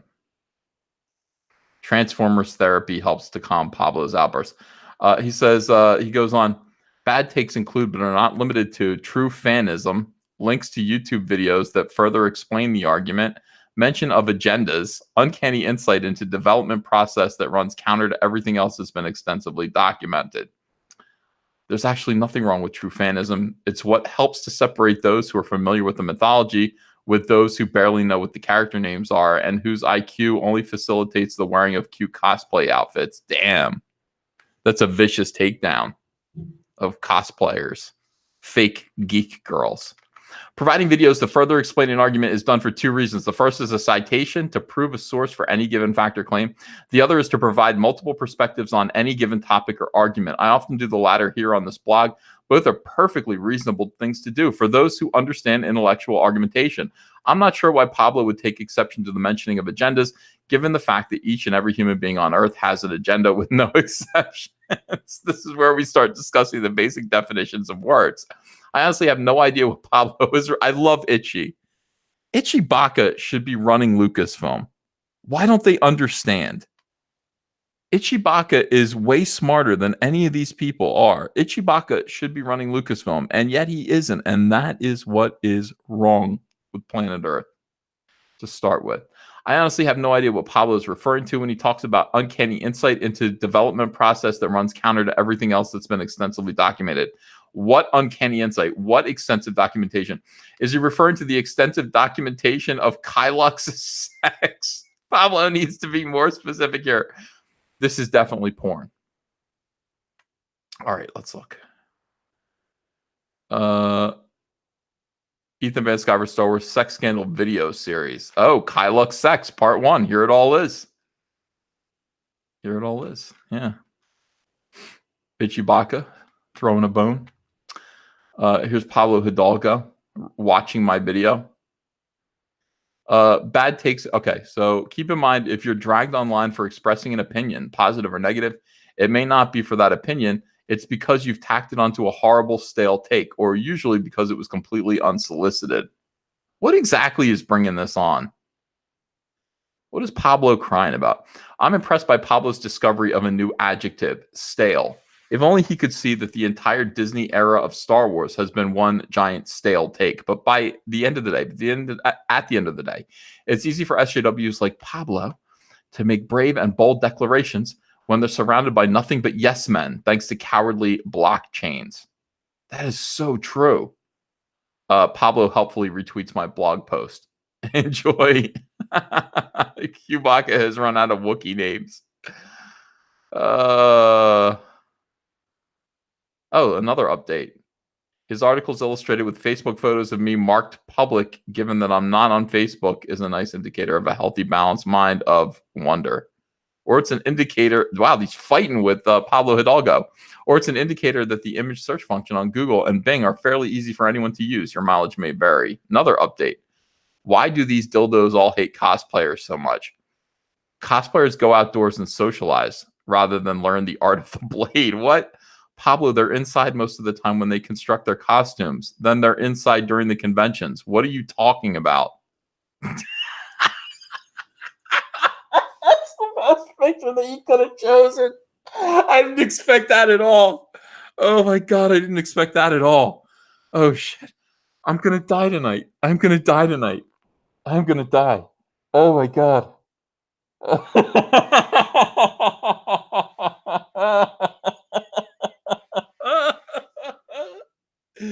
Oh God.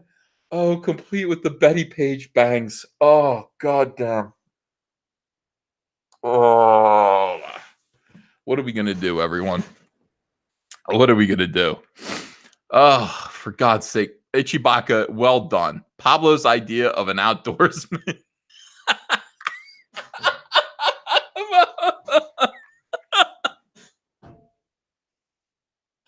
Oh my God.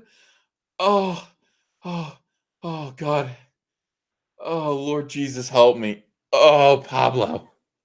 Pablo, Itchy's owning you left and right. If you are listening to this, and I know that you are, Pablo, Ichibaka has owned you left and right. He owned you up and down. Oh my God. Oh God, that was smart. Oh, Jesus. Itchy owns Pablo big time. Yes, he does. Is this an in real life Squirrel Girl? Yes, it is. And that is that's the reality of it.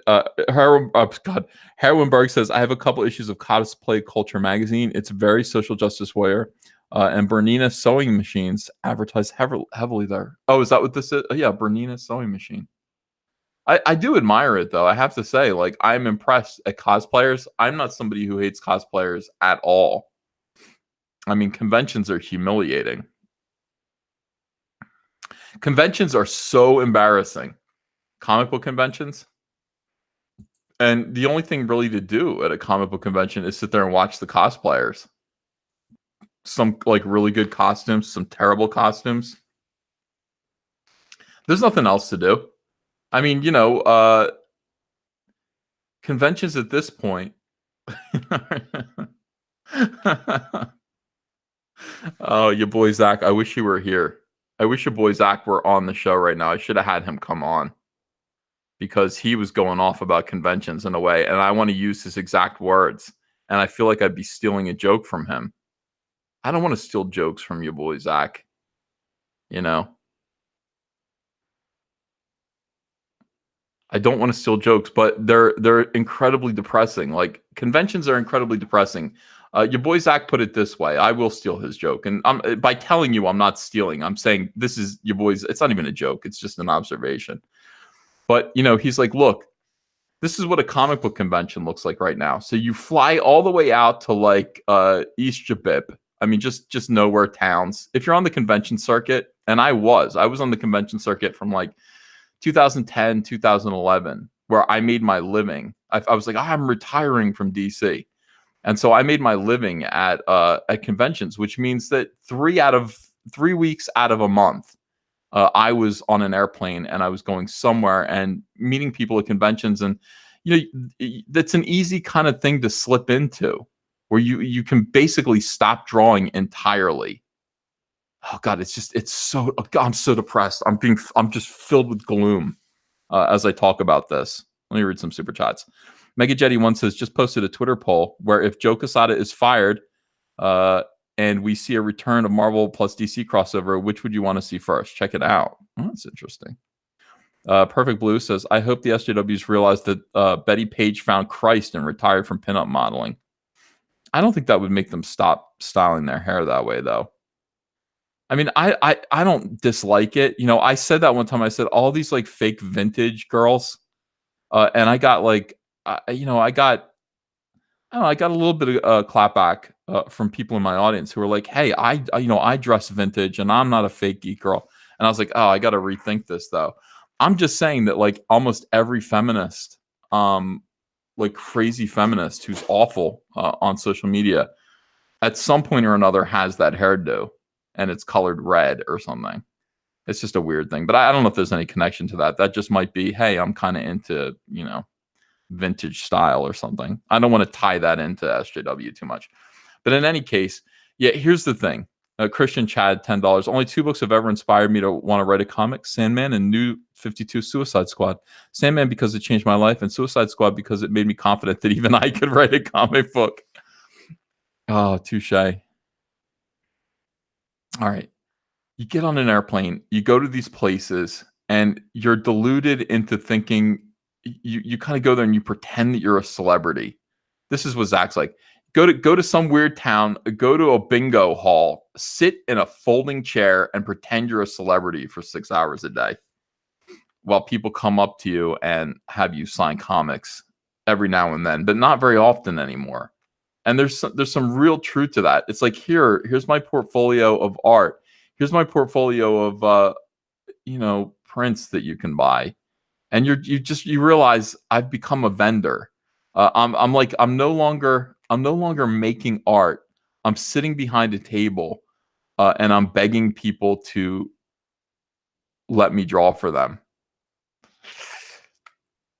I said at the time it was really weird because it's like, you feel like, to use a crude metaphor, and excuse me, but it's like you feel like you're a top porno star who is now hitting the strip club circuit.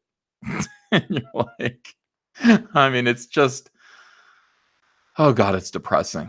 So here's Mark Wade's little table with a dress on it. There's a sign that says Mark Wade, and he's sitting behind a table on a folding chair, hoping that people come up to see him. And yeah, it's just dead. Just what a waste of a weekend.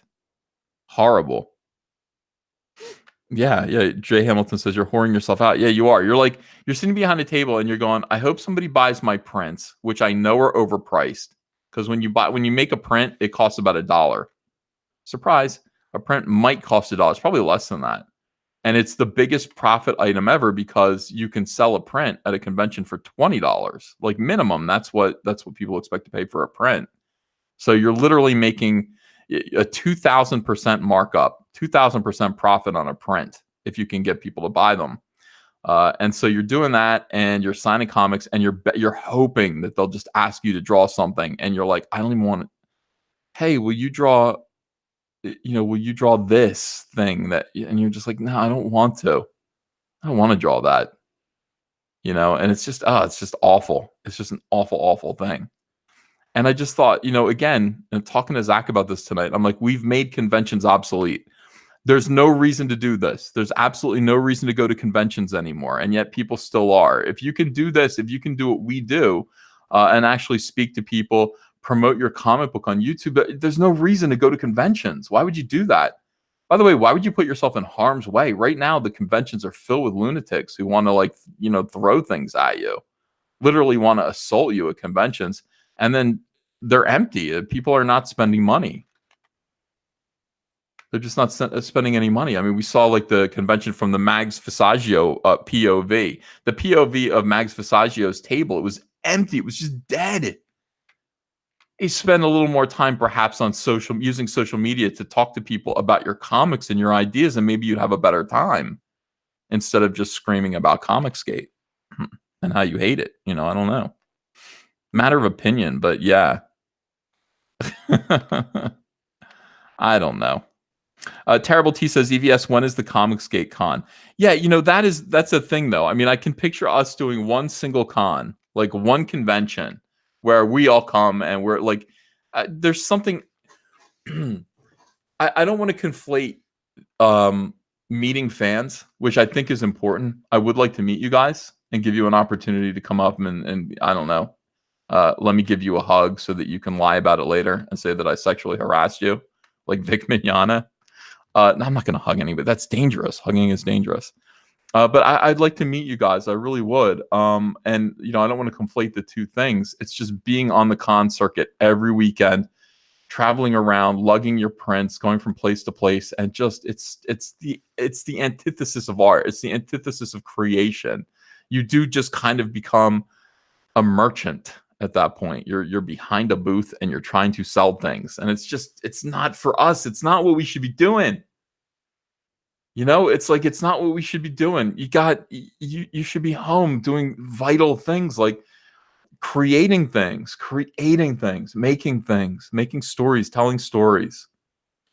Glinzer says Wade needed someone to cosplay being a fan. Well, there she is. Unhinged Crank says, I go to cons to buy back issues exclusively. Yeah. King of Scotland says, I'd like to see you draw Captain Kirk and Spock. I don't think I've ever done any Star Trek stuff. I don't think I've ever done that before. Cars in Depth says, what's wrong with being a merchant? Nothing. Nothing. But it is the antithesis of art, right? So if you're spending, here's what I'm saying. If you're on the con circuit, you're gone. All right. Thursday, you're getting on a plane to go to a convention so that you're at your booth at Friday at noon. All right. So Thursday's wasted. Friday, Saturday, Sunday, you're working at a convention. You either come home on Sunday night or you stay the night Sunday, you come home Monday. You're destroyed on Monday. You're tired on Monday from your busy weekend, so you don't get much work done. Tuesday, Wednesday, you try to get back in the swing of things and get back to doing something, creating pages. But Thursday, you're back on a plane again to go to another thing. Do you understand what I'm saying? You become a full-time merchant and you're not doing art anymore. And that's why, there are certain guys who are at conventions all the time, and they're not producing any comics. These guys should be doing comic books, but they're not. They're busy doing commissions behind a booth at a convention, a crummy convention all the time. Commissions are interesting. It's pretty cool to be able to do that, but it's like one person probably is going to enjoy that piece of art. You could be doing an entire book for people, instead. And I think long-term making more money. Unhinged Crank says Neil Adams sells 3 prints for $50 or $20 each. Yep. Rusty Shackelford says, can you tell my beautiful girlfriend Danielle happy anniversary? Happy anniversary, Danielle and Rusty. Congratulations. Snowtep says, hey, Ethan, maybe they still go to cons to fillet their ego. I think maybe that's why they don't do YouTube, afraid of the roasting in comment section. Well, Snowtep, that's the other thing. It's that, when we mention pretending to be a celebrity, that is the roasting of or that is the filleting of your ego. You go there and you're like, hey, my name is this person and I'm a guest of the show. And it's all about just kind of this, maybe people are going to, but then people don't come and it's like, very few people, like I said, very few people are going to get big lines of people up at their booths. Very few people. I mean, Tim Doyle gets a person at his booth, as you can see, I don't know. That's a good thing. Testify HD says thick skin is an SJW's worst nightmare. Yeah. Neil also charges $40 for a photo with your own phone. Yeah. Yeah, that's weird. I don't know. I don't know about charging for photos, like when you're a comic book pro at all. I mean, that is, that's a weird thing. Like mostly I can see like celebrities charging for photos. I really don't think that Neil Adams should be charging for photos. That's just my opinion. I don't know. I don't think so.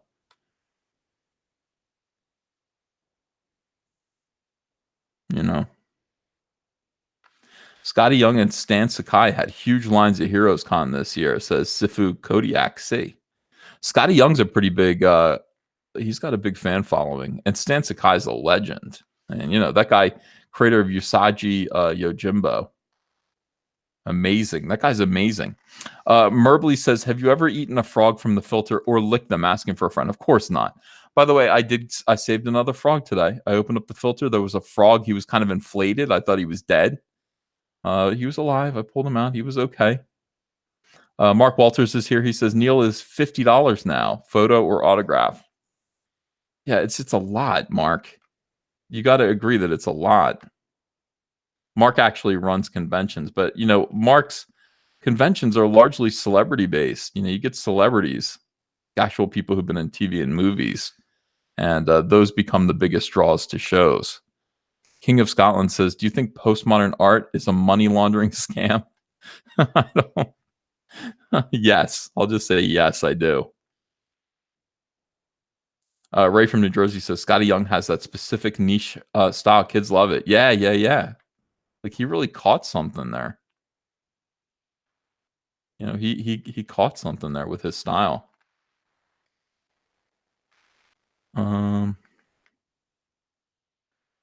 Look at this. Snowtep says, I actually know Scotty Young, knew him from Around Comics podcast when he was just trying to get out there. He's the real deal. Great guy. He's a real workhorse. Bust his ass.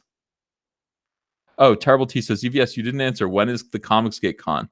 Yeah, I don't know. I would be interested in doing it kind of, as long as all the right people came. Mr. CPU says rejected Green Lantern Star Trek cover. No, I did one. I did. I was supposed to do. I was supposed to do that. It's the only job I've ever quit.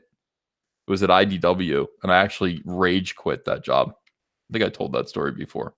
Mark Walters says his show is still very comics heavy. Rescue cleans up. What's Rescue?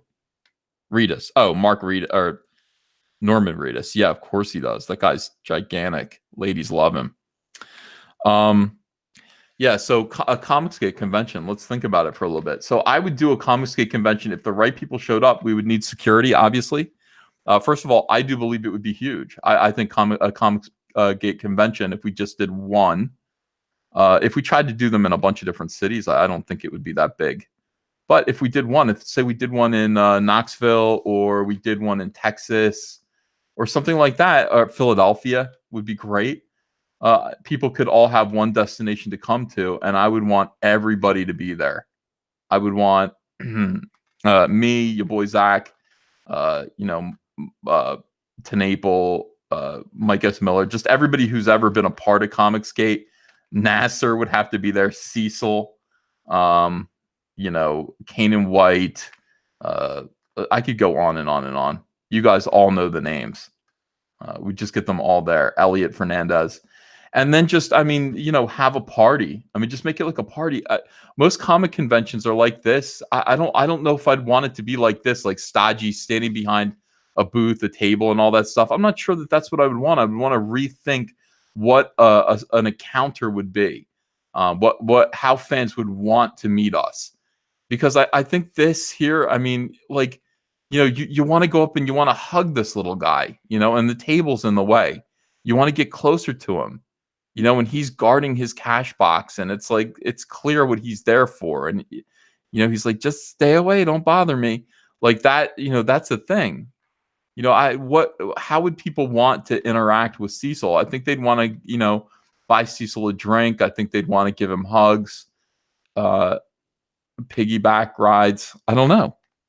So, it's something to think about. I don't think we're ready to do it yet, though. I think maybe next year. More money. We need more money poured in. We need people actually producing work. There's second and third comics, and everybody needs to have books out there, and they need product and things like that to sell. There needs to be more. I don't know, a little bit more money involved. Echo Base Network says Shatner pulled out of the interview with Doomcock for now because of haters at Fox Sports Radio. I know, I saw it. There are 2 articles on it. I DM'd you on Twitter.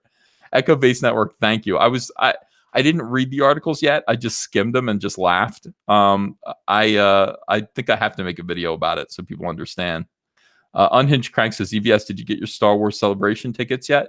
No, but I'm just gonna buy them from StubHub. I don't need to get them. I don't know. Maybe I'll get them. No, everyone, Doug Ernst, everyone's complaining about who's Comicsgate and who isn't. No, it's not about what you think. It's about what everybody just in general kind of thinks. That is, that's the thing. You want to, people would want to eat pie with me. Edgar Cruz says, thank you for making my job bearable. Pumpkin pie. You're welcome, Edgar. Thanks for calling me a pumpkin pie. Unhinged Crank says we should make Cecil a werewolf. Mark Walter says, Ethan, people in chat seem to hate on Doug now. Why? It's complicated. And it's not something I want to talk about too much, honestly. But yeah. Doug is cool. Some people are upset with, some of the stuff. See, here's the thing about Comicsgate. And, I guess there's my definition of Comicsgate, and there are other people's definitions of what Comicsgate is. And sometimes it's frustrating because, I think my definition of what Comicsgate is the best. I think that my standards and my ideals for Comicsgate are what will lead to the most prosperity. And when people, disagree, like initially I'm like, no, like, listen to me. There's a part of me that just wants everyone to listen to me. if you follow my interactions with Mike S. Miller, for example, when I tell him, please listen to me, and he doesn't listen to me, and it always leads to failure. Always. Mike, I know you're still here. Always leads to failure.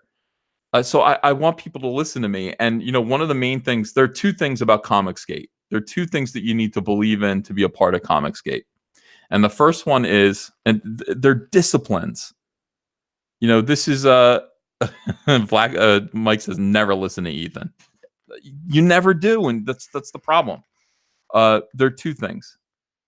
One is treat your customers with respect. Okay, so that's the first thing. You don't call them Nazis. You don't call them names.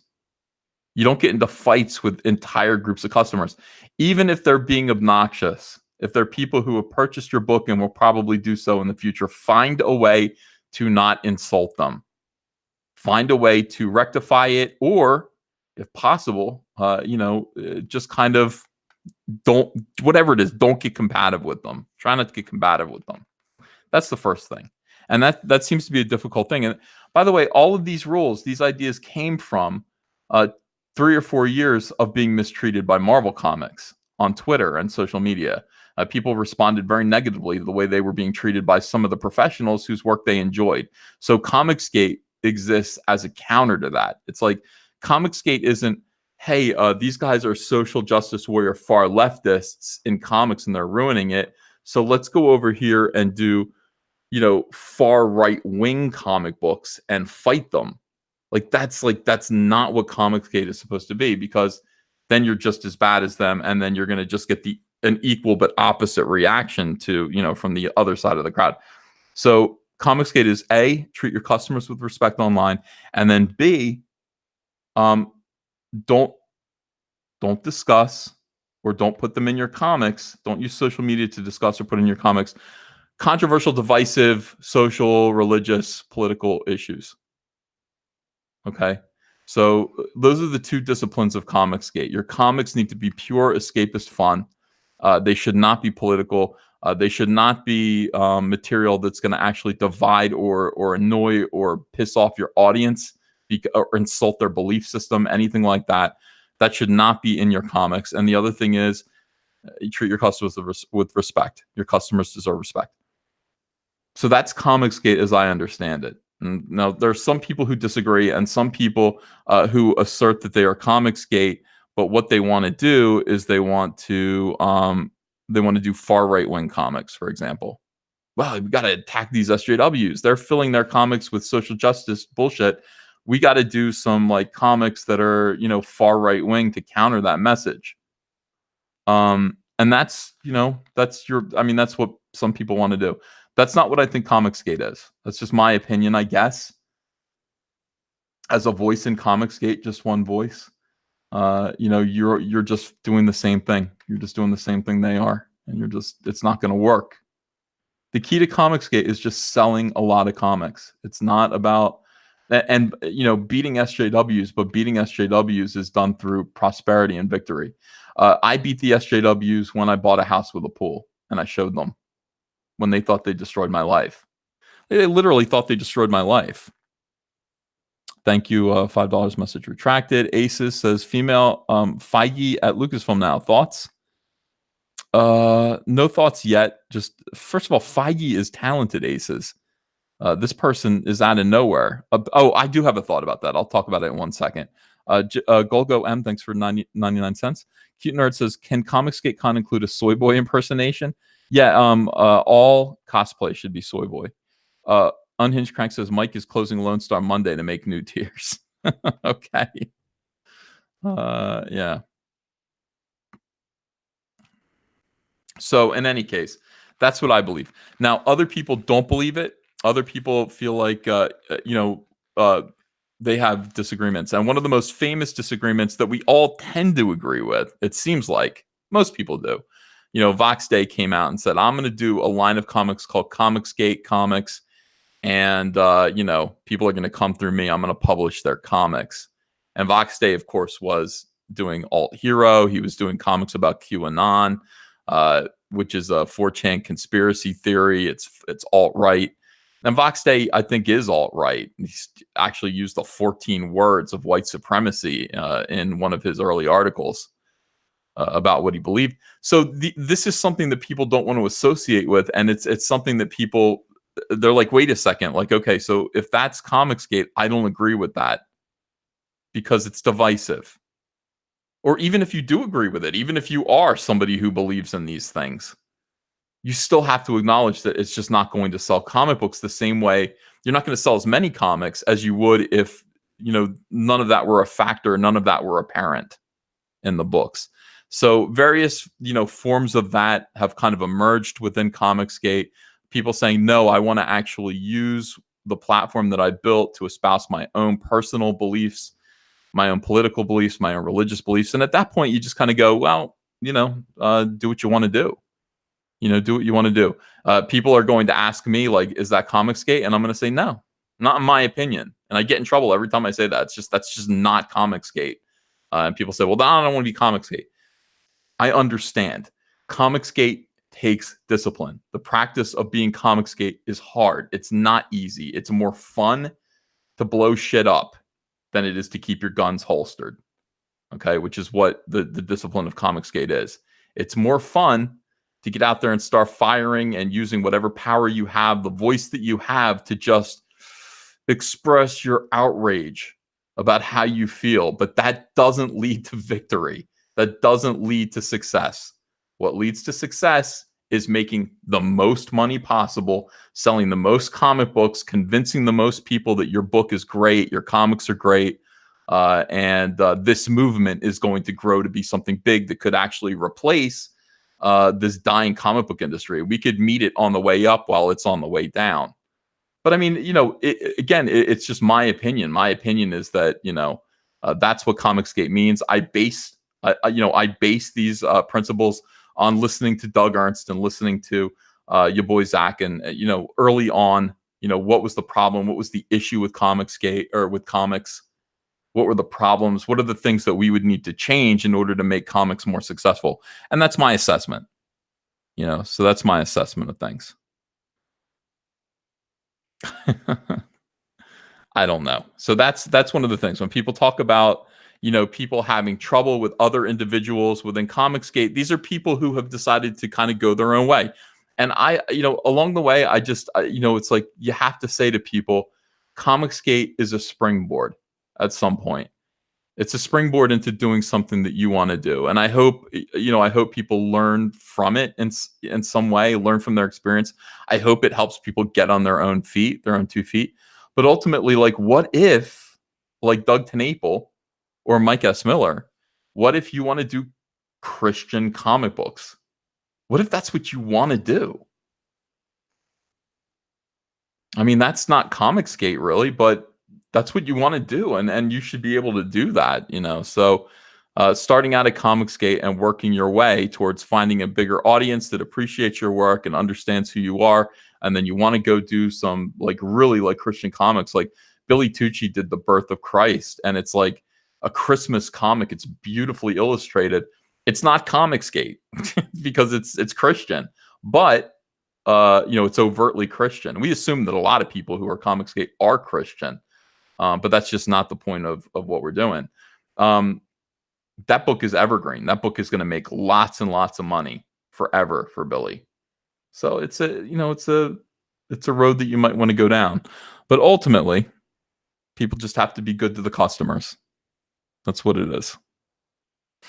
Yeah. SJW Removal Inc. says, I'm open to anything creative and well done with respect. Dark Admiral March Hare says, how is it not Comicsgate? Well, it's not Comicsgate because it panders to a very specific group of people and not everybody. That's why, it's Comicsgate should kind of ideally try to reach the most people possible. Blacklist Universe says Bitcoin is at $10,713. Ethan is wrong. Sell, Mike. Keep going. Keep letting it go. Yeah. It's monocultural, says Red Syrup. Pop Tart says Comicsgate equals secular entertainment. Well, just escapist entertainment. The King of Scotland says, do your Comicsgate Con in the Encore Casino Hotel here in Boston, then rent a boat on Cape Cod for drinks and dinner. It'd be fun. Boston, huh? Interesting. Yeah.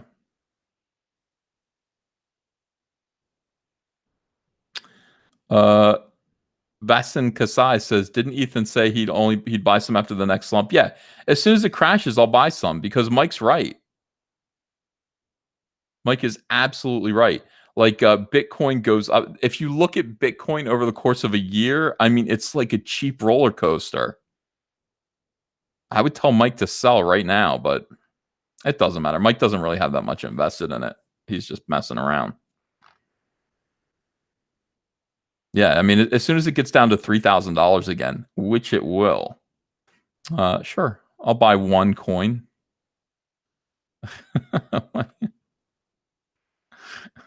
Triton one says, "Don't be on a boat with Cecil. It is dangerous."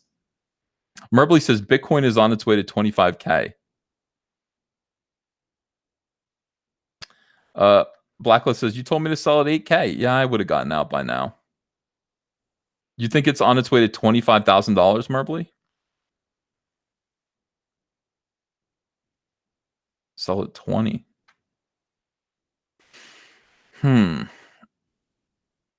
Sinbad the Pirate says, "I bought one coin and lost it nearly all in 1 hour." Oh. Trencher1375 says, "I take Christian comics as part of Comicsgate any day of the week." Yeah. People are going to agree and disagree. It's okay. I'm just telling you what I think. FP Sunny says, "Mike is a business genius, smarter than Trump."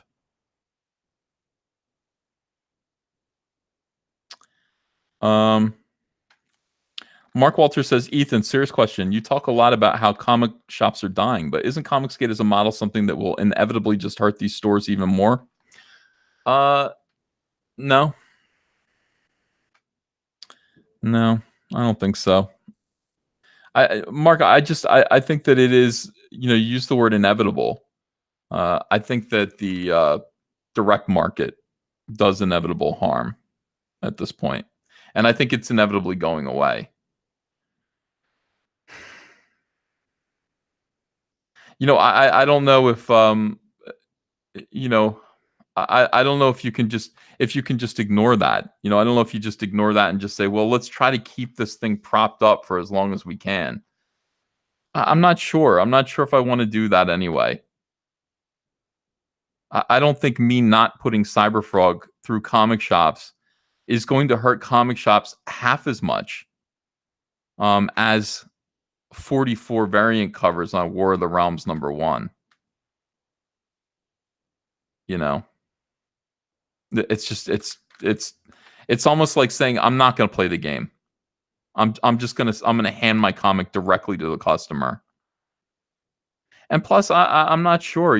Mark, to be honest with you, I'm going to put Cyberfrog through the direct market eventually, but I don't think it's going to do very well.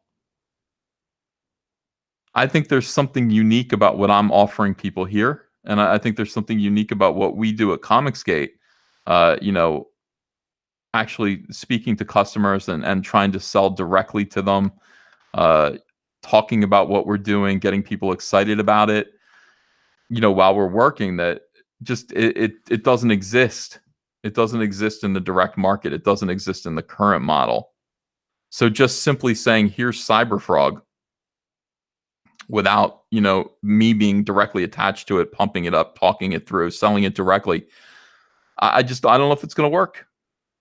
It's just one more comic book in a sea of comic books, many of which just have no heart and soul. I mean, comics that people at this point in the comic book industry think that more is better. They think that just, somebody would say, "Hey, I did 1,500 pages of comics last year." Mark, I would like you to just concede that somebody who is producing 1,500 pages of comics is not helping the industry right now, and is in fact probably doing more harm to these stores than I am by simply not participating. Manic Boy Production says Comicsgate is springboard into the life of freedom of SJW art censorship. It begins with a decided understanding of its fan base. That's a good way to put it. That's a good way to put it.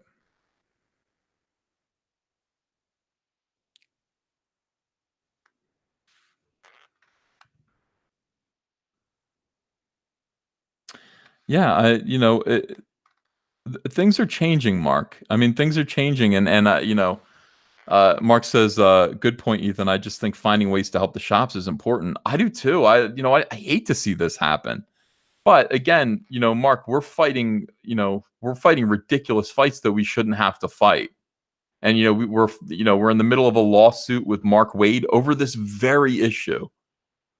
It's like, well, shouldn't you have? Honestly, Cyberfrog would probably be in the comic shops right now were it not for Mark Waid and his tortious interference of your boy Zach getting his book Jawbreakers in comic shops. Why couldn't his book be in there? Because Mark Waid didn't like him? What does that have to do with anything? I mean, you've got to think about that. Like, what do I have to fight? I have to fight crazed social justice warrior fellow professionals in order for my book to just be in the catalog with everyone else's. I can't play by their standards because they're corrupt. It's not fair. It's just not fair at this point. So, yeah, like, I think that what we're building here again is something different. I'm hoping other people can do this too. I'm hoping other people will be able to actually get on a microphone and sell their comic books to people and get people excited about a comic book that they're doing. I mean, Mike Miller does it. Doug TenNapel does it. Your boy Zach does it. These guys, they're out there on their microphones, getting in touch with their audience again. When I worked at DC Comics, the whole thing was, no, we'll do all that. You guys just shut the fuck up. It's like you parrot this line. If you want to say something on social media to promote the book, run it by us first. I mean, there are all sorts of weird boundaries that prevent you from actually talking to your audience and getting people excited about your own comics. It's a corporate environment. It's not creative anymore. This is creative. It's much more exciting. Jen Devereaux says Ribbit Coin. Oh, it's coming. It's coming. Ribbit Coin is on its way. Should I show you that? I'll show you that. I don't know. Yeah, we're doing, for those of you who don't know, we're doing a Cyberfrog trading card set. They were asking me when I'm going to launch it, when I'm going to launch the campaign, and I'm just like, well, I want to wait. I want to wait until people have Cyberfrog in their hands. Brian, last name, thanks for $10. Did you do your own trademark research or did you hire a lawyer? Do you recommend doing the legalities before the story or get your ideas down as research? Thanks, Uncle Ian Hale, Caesar. Yeah, I hired a lawyer who explained to me everything I needed to know. And that was expensive. Before the story, I ran the characters and character names. But no, I had my ideas before that. It had nothing to do with doing research about anything, really. All right, hang on a second.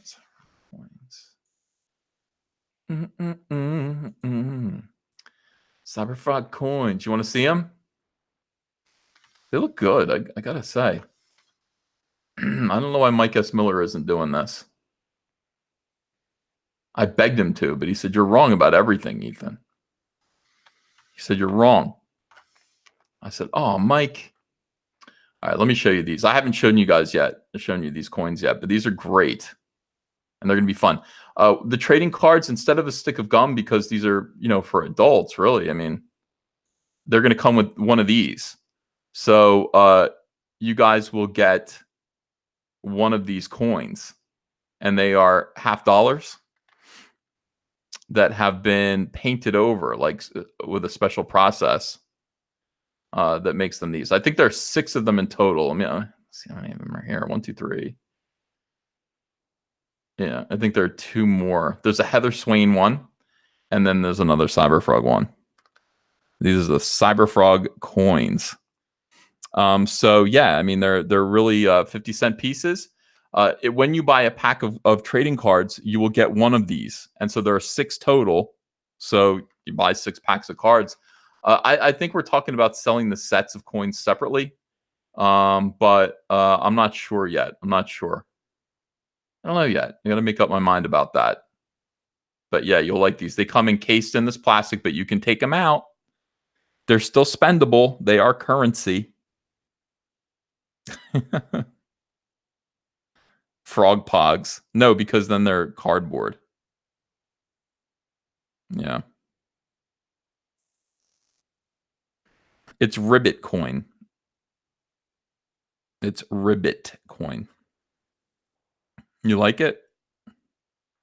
Yeah, I'm doing everything. I mean, for Rainbow Brute, I am doing oh, is this the Heather art for the coin? Yeah, the Heather Swain piece. You guys have all seen the Heather Swain piece. This is the let me just show you that real quick. It's not attached to a coin yet. They were like saying, "Hey, you want to use this?" Hang on. There we go. The Heather Swain coin's going to look like this. I think they're gold. I don't know if they're gold or not. Cyberfrog condoms, ribbit for her pleasure. That would be nice. I would love to do that. I'd love to do stuff like that. But Rainbow Brute's going to be the same thing. I mean, I was talking about this before. First of all, we're going to be doing all kinds of stuff from the 1980s. I'm going to be doing for Rainbow Brute when we launch it. If we raise enough money, we start out with the assumption that it's going to be a 48-page comic book, okay? But if it gets bigger, if we raise enough money, instead of a foil, we're going to have a rainbow prism cover. Edgar Cruz says, will you do a board game? Yes, it's already underway. Custom Songmaker says, Bitcoin increases in value because it works and delivers what it promised. Bitcoin doesn't ask you to trust anyone with your money, unlike crowdfunding. Well, you say that now until your Bitcoin investment plummets to a quarter of what it is now. Then let's see how you feel, because that's happened 3 times in the past year. I would say to Mike sell, but he could be right. Maybe it's on its way to 25,000. Could be. All right. So so Rainbow Brute is going to have a rainbow prism cover. If we can sell enough copies of it, if we get to a certain point, we're going to do a sheet of scratch and sniff stickers. We're going to do scratch and sniff Rainbow Brute stickers that are going to smell like BO and like honeysuckle, beer and raspberries. I don't know. Stuff like that. I want to do this. I don't know if I can afford to do this. I want to do a Rainbow Brute tactical trapper keeper. I want to do a Rainbow Brute trapper keeper, like something from the 1980s. I don't think they even make trapper keepers anymore. I'd call it a tactical creeper. It'd be a weaponized trapper keeper.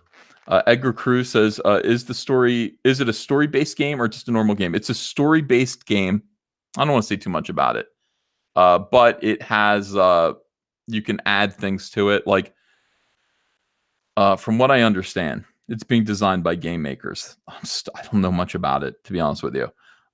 Being designed by game makers based on the comic book, based on the story. And you can play as Cyberfrog, but it's also expandable. So, we could theoretically make a deal with, John Malin to get Graveyard Shift. We could make a deal where Rainbow Brute could be in there. So you could play in the world of the Vespis as Rainbow Brute, or as Graveyard Shift, or as She by Billy Tucci.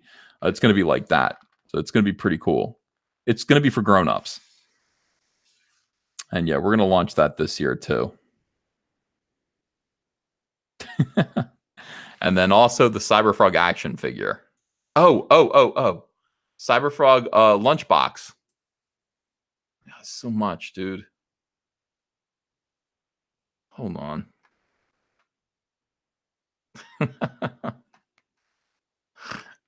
It's just so much going on. It's fun. Yeah, Cyberfrog action figure. It's going to be clear rod to hold the figure up on top of a sculpted base. Front, both sides, back sketches to give the sculptor. We want to do a Heather figure as well. We'll need the same sketches for her in the pose you want.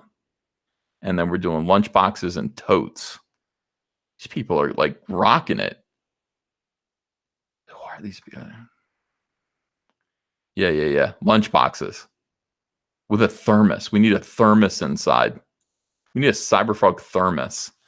Edgar Cruz says, "You got my money. I own over 100 board games." Hey, thanks, Edgar. I think you're going to like it. It looks really, really cool. From what I've seen some pictures of it. Custom Songmaker says, "My investment in your $600,000 crowdfund 13 months ago has plummeted to your current $35,000 crowdfund. Bitcoin has a better track record so far." Oh, Custom Songmaker, I know who you are. Well, thanks for investing another $5 in my utter failure. I appreciate you. You want to give me another $5 to tell me I suck? Yeah. Well, I mean, what can I tell you? You're going to be very, very, very happy when you get your book. You'll be like, wow, awesome, sweet. And I think you're going to enjoy it. Mad as he invests. LOL. Yeah.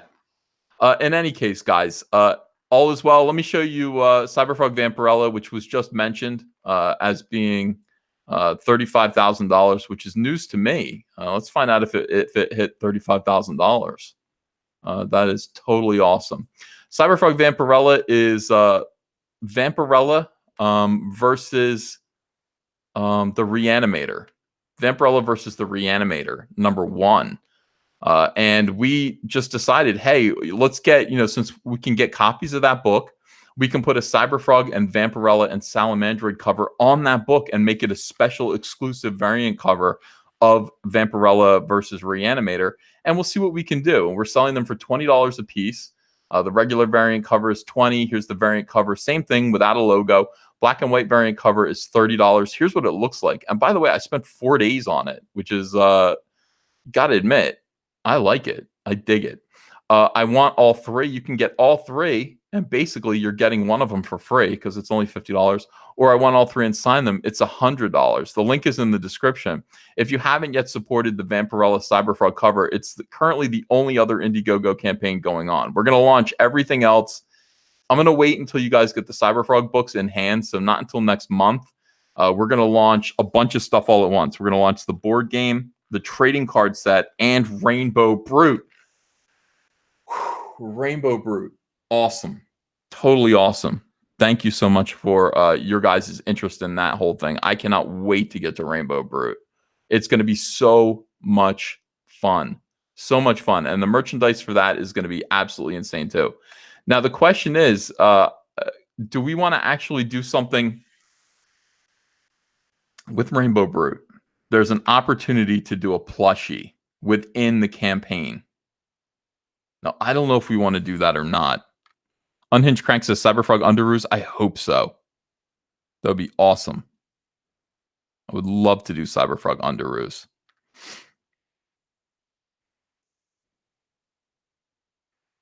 God, that'd be so cool. Or a Cyberfrog Mego figure. Like, what would a Mego Cyberfrog look like? It would look horrible. Manyfist says no plushies. What is a plushie? It's a stuffed animal. So really, we could do a stuffed animal of the emo bears, one of the emo bears.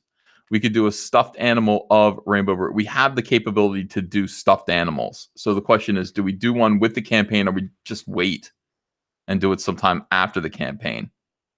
Like, there would be a tier where you could get the comic book and a plushie. You get a little stuffed Rainbow Brute to snuggle at night.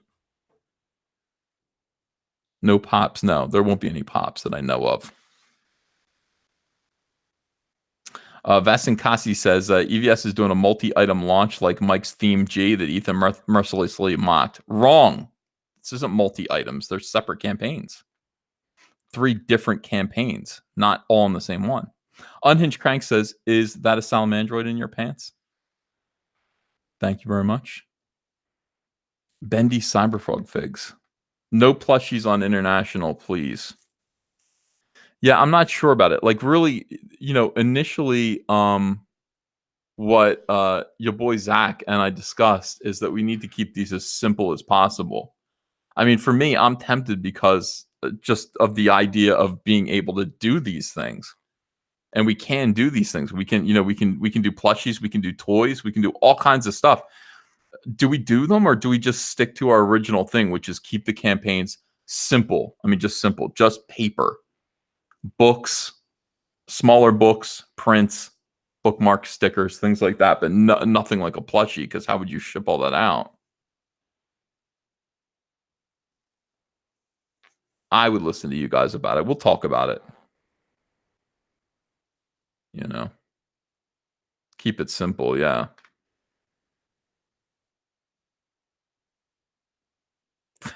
Cyberfrog pasties. Custom Songmaker's back says, Custom Songmaker, I know who you are. Yeah, I'm the only person in the world who bought 100 copies of Cyber Blood Honey when you offered it. Oh, thank you for that. Custom Songmaker, it's not 600,000, it's $850,000. $850,000 on Cyberfrog Blood Honey. Justin maybe says, I get scratch and sniff stickers, but what about puffy stickers? Yeah, there was a company in the 80s that did nothing but make like satin stickers, scratch and sniff stickers, and all of that other stuff. And I would want to imitate them. I can't remember what they're called. It was a woman's name. Yeah. Custom Songmaker. Oh, Custom Songmaker has a song making fun of Edwin. Custom Songmaker is the guy who did the Chuck Wendig song. Oh my god. Custom Songmaker. Yeah, Lisa Frank is the name. Thank you. Custom Songmaker. You did the Chuck Wendig Few of My Favorite Things song. You're mad at me now? Don't be mad at me, Custom Songmaker. I love you. Level 3 says, I made a video to that song. Glenn P says, Cyberfrog wacky, waving inflatable arm, flailing tube man. I don't know if we can do that. Kotono Hayama says, EVS, any update on that Shatner interview thing? Yeah, evidently, because of some fight that William Shatner is having with the guy from Fox Sports. Fox News Sports. By the way, Shatner's getting into fights with people. It's weird, man. It's kind of funny, but it's weird. Because of that, like, he doesn't want to do any he doesn't want to do interviews now, or his people are telling him don't do interviews because they'll just be a trap. I mean, it's if you look at William Shatner's timeline, it's crazy. Okay, hold on a second. William Shatner's in a fight. Hold on. All right. Custom Songmaker is still mad. Custom Songmaker, I'm sending you your books. They weren't finished. I had to draw them. It's not that I just held them and didn't send you what you paid for. I just had to make them. I had to make the comic book. It took a long time. I was doing 2 pages a week of Cyberfrog. It's glorious. It's absolutely glorious. I think you'll be happy with it, and thank you for buying 100 copies of it, and continue with your channel, which is awesome. I do dig it. But you have to understand, it took a long time. I started the campaign and I'd only drawn a cover. I hadn't drawn much of anything of it. I took the money that I got from my campaign, I put it in a big bank account, and started to draw Cyberfrog. Mark Trafford says, release the book, Ethan. It's coming. It's at the printer.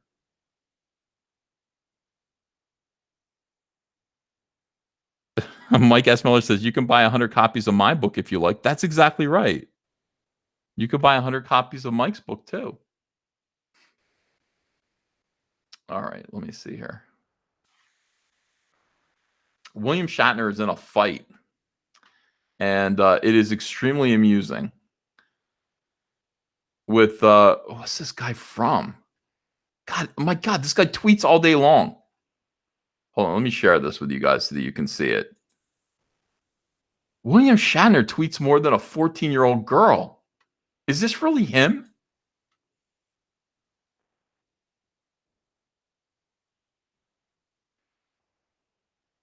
This can't be him. He can't be doing this. You're like 88 years old, and first of all, you're the master of social media, and you're tweeting all day long, angry stuff. Misha. This is the guy he's fighting with. Hold on a second.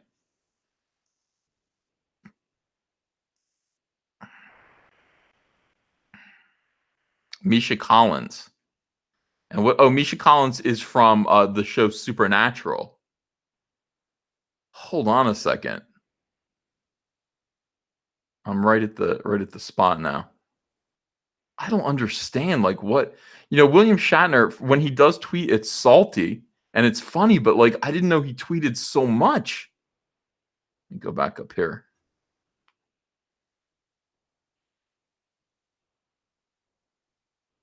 Misha Collins, who I guess you would recognize from Supernatural. I recognize his face. I just don't know. I didn't watch Supernatural very much. I don't know why. I don't know what William Shatner's problem is, but William Shatner's trolling him. He's like, things you find on Reddit. Hey, boo. Hey, Misha Collins, it's your high school photo. What is he doing, dude? Why is he going to a Misha Collins Reddit page? Why is he doing that?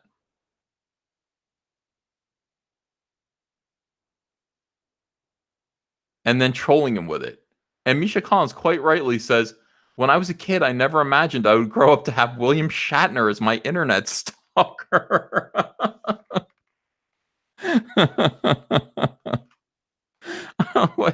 What is going on, dude? Social media.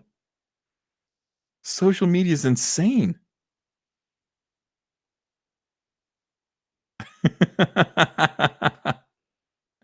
Mark Walter says he and Misha are friends. I don't know. Is this real? Or is this fake?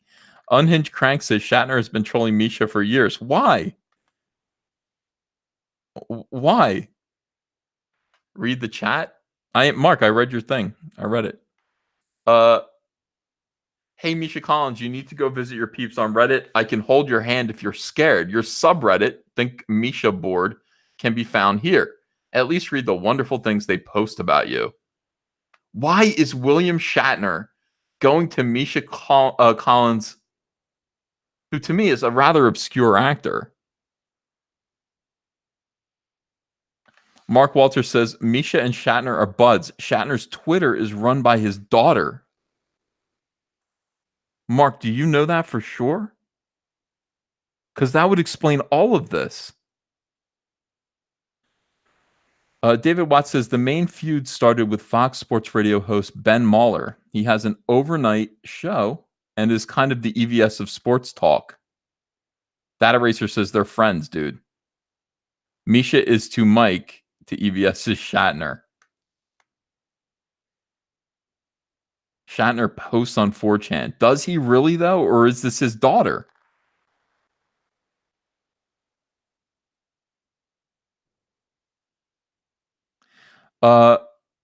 Why would Shatner let his daughter do this to his social media account? I don't understand. Just admit you're in love with Misha and go. Your obsession with him is creepy as hell, dude. Don't you just love to see childish jealousy in play?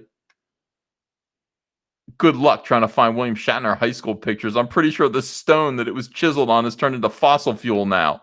Did I just go where no man has gone before? More love from the Shenanigans. What is this? What goes on, dude? Oh, it's so funny. Mark Walter says, I can confirm that it is his daughter. That's interesting. Shatner used to play fight with Carrie Fisher too. Mark Hamill and Misha are the same. It's just them fake fighting. If it is actually his daughter, that is crazy. What is Mark Hamill's daughter like? I mean, not Mark Hamill. What is William Shatner's daughter like? Hold on a second. I gotta find out. Oh, I found her. She's not what I expected. Yikes. Yeah, I found her. She's not what I expected at all, but I can see. I'm just kidding. Echo Base Network says just DM you on a Twitter video of Kirk at Doomcock versus Ben Mahler of Fox Sports Radio. It's freaking hilarious. Yeah.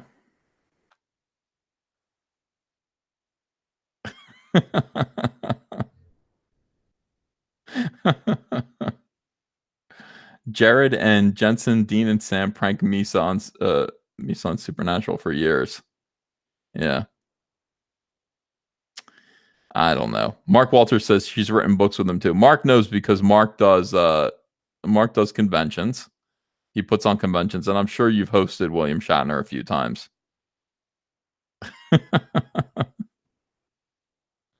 I can't, dude.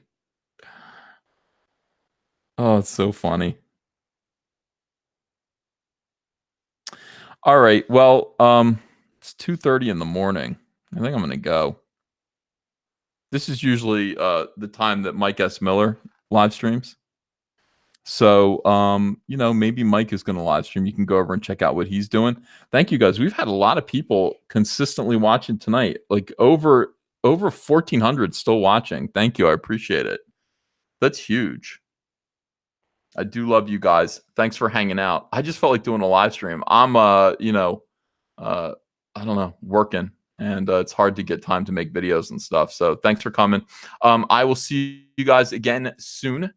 Tomorrow with another video. If you haven't watched my video about Sean Lennon, go watch that one. I think it's pretty good. And also watch my J.J. Abrams Swing Some Nepotism Marvel Comics Bizarre 4-Day Humiliation video. Lately, I'm just making videos that I just laugh through them. I can't even get the video done because I'm just laughing. That J.J. Abrams thing still makes me laugh. Like I don't know what it is. It just kills me. And honestly, at this point, it's pretty clear that J.J. Abrams is swinging around. He's swinging his wiener around Hollywood and the entertainment industry. And I just made this connection. Like J.J. Abrams just got signed a $500 million deal, entertainment deal. Like this guy is he is the Tyrannosaurus Rex. I can't go yet. I have too much to say. He's the Tyrannosaurus Rex of the entertainment industry. And it's like, okay, so the first thing he does, he's got his little kid. God, I mean, you just think about all of the people in comics who desperately want to work on Spider-Man. They desperately want to work on Spider-Man, and they kind of work their whole life up to it. It's like you do the indies for a little while, you do whatever it is that you do, and you just hope one day to get to Marvel, so that maybe Marvel will put you on their premiere book, their premiere title. And then J.J. Abrams right now is in a position where he can just get his kid. He just calls up and goes, "Hey, first of all, his son is like Veruca Salt from Willy Wonka. Hey, Dad, I want to write Spider-Man."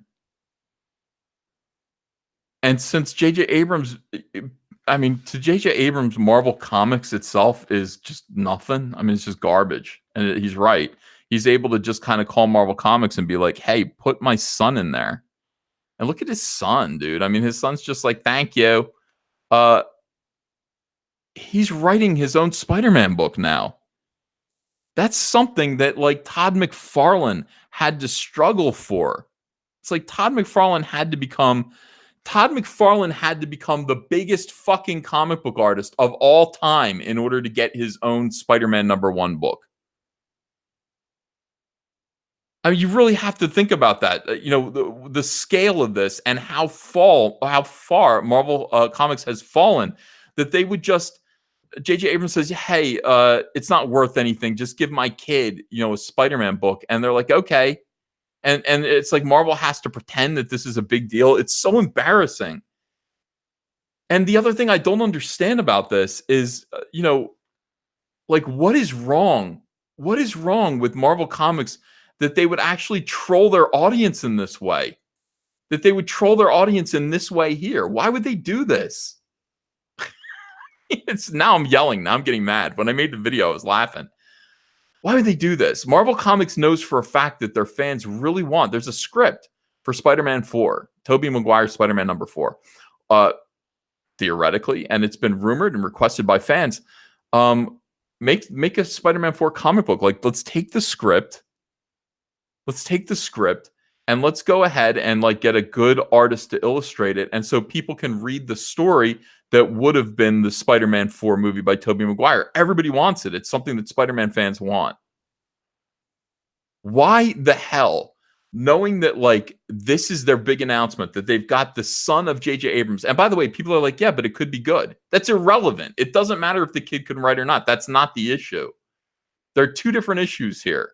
One of them is just the son of the most privileged and powerful man in the world asks for something that people who are professionals who have struggled and worked really their whole lives to get, asks for something and he just gets it handed to him like this. That's one thing, and that just shows how kind of I keep saying that, how far Marvel Comics has fallen. And the other thing is the way that they present it, they actually troll cuck their own audience. Troll cuck or cuck troll. Cuck troll, I would say. They don't start it with a 5. People are like, why didn't you start the countdown with a 5? That's what you normally do. 5, 4, 3, 2, 1. And it's an entire work week, so it would make sense. 5, 4, 3, 2, 1. They didn't do it because they wanted to fuck with you guys. They wanted to put this out there and make you think that you were going to get what you wanted out of Marvel Comics. Ha ha ha. We can give you something that you want, but we're not going to. We know you want this. We're not going to give it to you. Why wouldn't you just do it? Why wouldn't you just do it? You cucks. This is a million-selling comic. Why wouldn't you do it?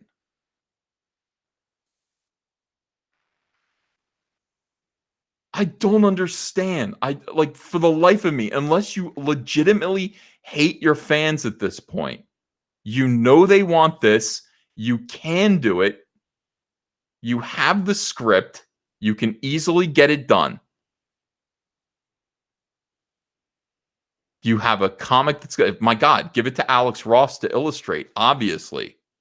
Let him take his time, produce something good.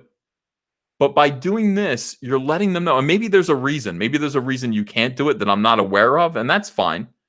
But by doing this, you're teasing your audience with something that they're really hoping they're going to get. You're fucking with them. And then you're like, you're not going to guess. C.B. Cebulski, no one is going to see this coming, he said. No one's going to see this one coming. No, it's like the most disappointing blindside of all time. No one's going to see this one coming. So, oh my goodness. So, it's not the Spider-Man 4 adaptation. What it is J.J. Abrams' little son, his little kid. By the way, did you have to get the same glasses as Dad? Because you don't look alike, except for the glasses. People said, oh, look at him. He's a little miniature version of J.J. Abrams. I don't see that. He looks like Rick Moranis. He doesn't look like his dad. Look at his nose, his dad's nose. Like, he didn't get his dad's nose, you know. I'm grateful that my kids didn't get mine. Skipped over. It's just a freakish. I'm sure my grandchildren will have it. Mark Walter says, Ethan, this is nothing. Look up Max Landis. No, I know. I know all about it. I'm just saying, why would you do this? And then I get it. Like, you were just like, well, JJ, will you put your name on it? And he's like, yeah, I'll put my name on it. It's for my kid. So some people are saying it might be good. Maybe he's really good and it's going to be good. Maybe J.J. Abrams, like, you wouldn't want to let his dad down. Maybe J.J. Abrams is going to help. It's just none of that's the point. You've got the ultimate example of white privilege here. White male privilege. billionaire kid decides that he wants to take up a hobby that most people who actually work in this industry have devoted their lives to. Not everyone, but most people who work in this industry have devoted their lives to this craft, to the skill of storytelling. And this kid decides he wants to do it as a hobby. And his rich, super powerful Tyrannosaurus Rex of a entertainment conglomerate father just hands it to him. And Marvel just bends right over. Sure. Sure. I thought Marvel was all about handing comics to people who are underprivileged. Like, hey, we need more we need more trans whatevers. We need black transgender something or others doing comics. So, let's just find one of them and give them whatever they want. Like, I thought it was about representation. What, we need more of this? We need more super privileged white people? It just just having things handed to them? It's insanity. It's just insanity. But I mean, I guess what are you going to do? You're going to tell. See, this is the thing. Like, J.J. Abrams should know better about this. What are you just going to tell J.J. Abrams no? No, I'm sorry. Like, people have to work to get this job. It's all about merit. You're going to tell J.J. Abrams no, and he should know better. Sure, son. Let me push these people around. Let me push CB Cebulski around. This guy's like, I want CB Cebulski to wear a ball gag, Dad. Dad, get CB Cebulski on all fours with a ball gag. All right, son. CB Cebulski, like, okay. That's what it's like. It's horrendous.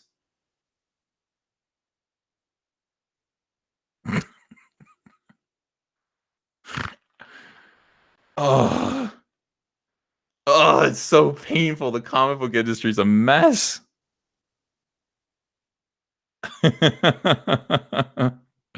Bring out the gimp. So you got that. All right. So you got that going on. And you're like, oh, well, J.J. Abrams is, look, he's swinging it around a little bit.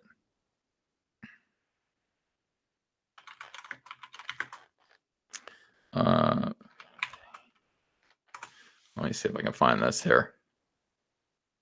Oh, here we go. So then you're like, so what else is JJ doing? Now that JJ Abrams is the most powerful human being on the face of the earth, what else is he doing to bother people? Oh, Lucasfilm taps Michelle. Oh, taps Michelle Rejuan as Senior VP Live Action Development and Production. Oh, this is the woman that's in line to take Kathleen Kennedy's job away from her. Michelle Rejuan is now the VP. Kathleen Kennedy has stepped away from all creative, all creative live action work. She's not doing it anymore. She's not going to be involved in the movies past the rise of the Reese of the soy drinker. And that's it for that. This person is taking over. Who is this person? This is J.J. Abrams' goddamn secretary. So J.J. Abrams is basically just going around installing his family and people that he vaguely knows into the most powerful positions in Hollywood and entertainment. That's basically what he's doing. Yeah, she worked on The Rise of Skywalker, Force Awakens with J.J. Abrams. She did Star Trek Into Darkness. She did Super 8. This is JJ's assistant. I know. Her face is upsetting. I got it. We already said this. It's upsetting.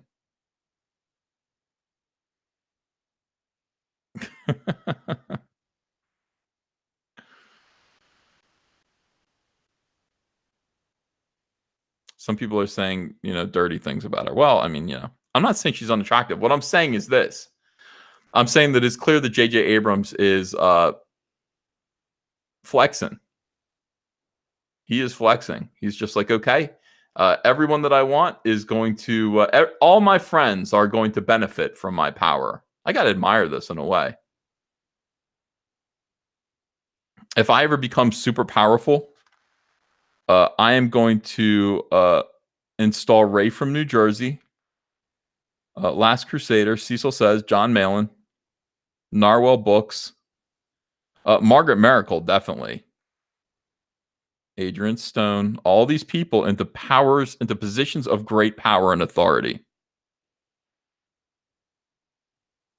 I'm going to do it. I'm going to say, you're going to hire these people. And that's the way it is. I'm waiting for somebody who's mean to me to pop up and say, not them, though. Nobody's being mean to me right now. Cecil says, I need to be installed. Absolutely. Just some guy as well. Most certainly. You better believe it. Alan Orange. Margaret Miracle wants $10,000 an hour. That's reasonable. You know. Yeah, I'm going to have my son Hunter write Batman. That's a great idea, Phantom Harlock. Yeah, Hunter needs to write Batman. He doesn't write, no, he fixes cars. But he decided he woke up and told me he wanted to write Batman. So what am I gonna do?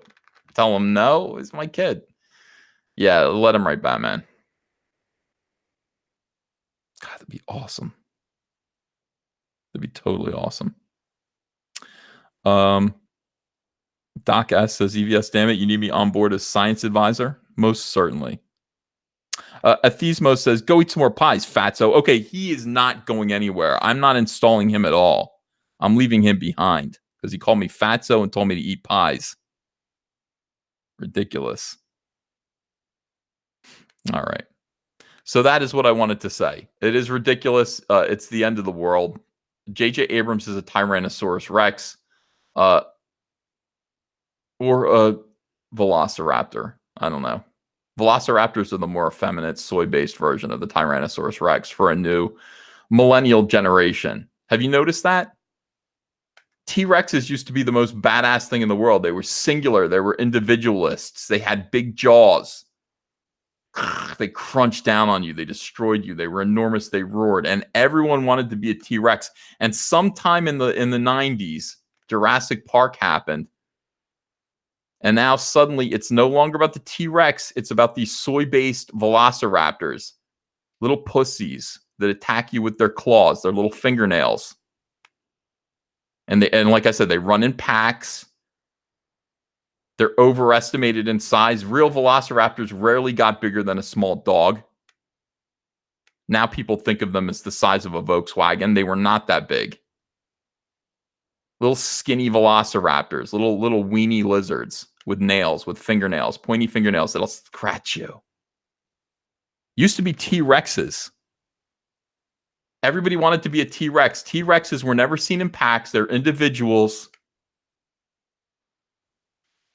Now it's all about velociraptors. When did that happen?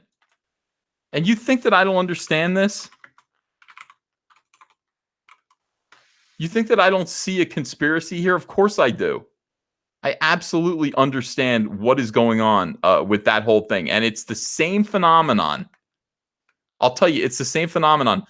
Big Tyrannosaurus no longer the favorite of little boys, no longer being pushed by the media. Now it's skinny little velociraptors running in packs and scratching people with their nails. It's this same phenomenon right here. Big Lobo. Remember Lobo? Here's Lobo. This is badass Lobo. You'll see him right here. This is badass, super mega Tyrannosaurus Rex of a human being. Okay? This is what it was all about. It was all about Lobo being a big badass. But somewhere along the line, he needs to be skinnier and sexier. He needs to sparkle. He needs to have a swimmer's body. By the way, swimmer's build became a thing. He needs a swimmer's build. This is Lobo now. He's still badass. He's just got a swimmer's body, but it takes a lot of strength. You want him to be trim, like he's sinewy. He's wiry, but he's strong. Do you know how difficult it is to stand on your toes? It's hard. It takes strength. What happened? I'm telling you, this is the same thing that's going on. This is Lobo. This is what Lobo's supposed to look like. He is the ultimate in toxic masculinity. Look at him. Look at his tongue sticking out. Triple machine gun. Brrr. By the way, this is a great statue. That's supposed to be Lobo. That's T-Rex. That's like a T-Rex. This isn't Lobo. This is Lobito. Hi, I'm Lobito. Yes. I work part-time as a waiter at Morton's. When I'm not out there getting Nazi scalps, I will bring you 5 Nazi scalps per day. All right, so this is just a theory I'm working on. I want you guys to consider this. But I think there's merit to it. I think the idea of big since I brought up Tyrannosaurus, big Tyrannosaurus going out of style. You can't dream of being a big T-Rex anymore. You want to dream of being skinny with a swimmer's build. You're quicker. You're lighter and more nimble. It's more masculine. Being replaced by the Velociraptor. This is the Velociraptor, phony dinosaur. Not even real. The Velociraptors were little. Most of them were the size of a chicken, but they built them up in the media to make you think that they were big. They're not big. They're little. Yeah. T-Rex had dinky little arms, yes, but science has proved that those arms were useful. They were used to actually hold the prey down. And also during mating. Corinne L. says the world has gone mad. This is a good observation, Corinne. Yeah. Okay, this is nonsense. All right, I love you guys. I'm saying goodnight. Because if I don't say goodnight, I'm just going to go into another tirade. It's ridiculous. All right, everyone. I'll see you tomorrow. Go on Mike's Blacklist live stream, and I'll see you. Bye.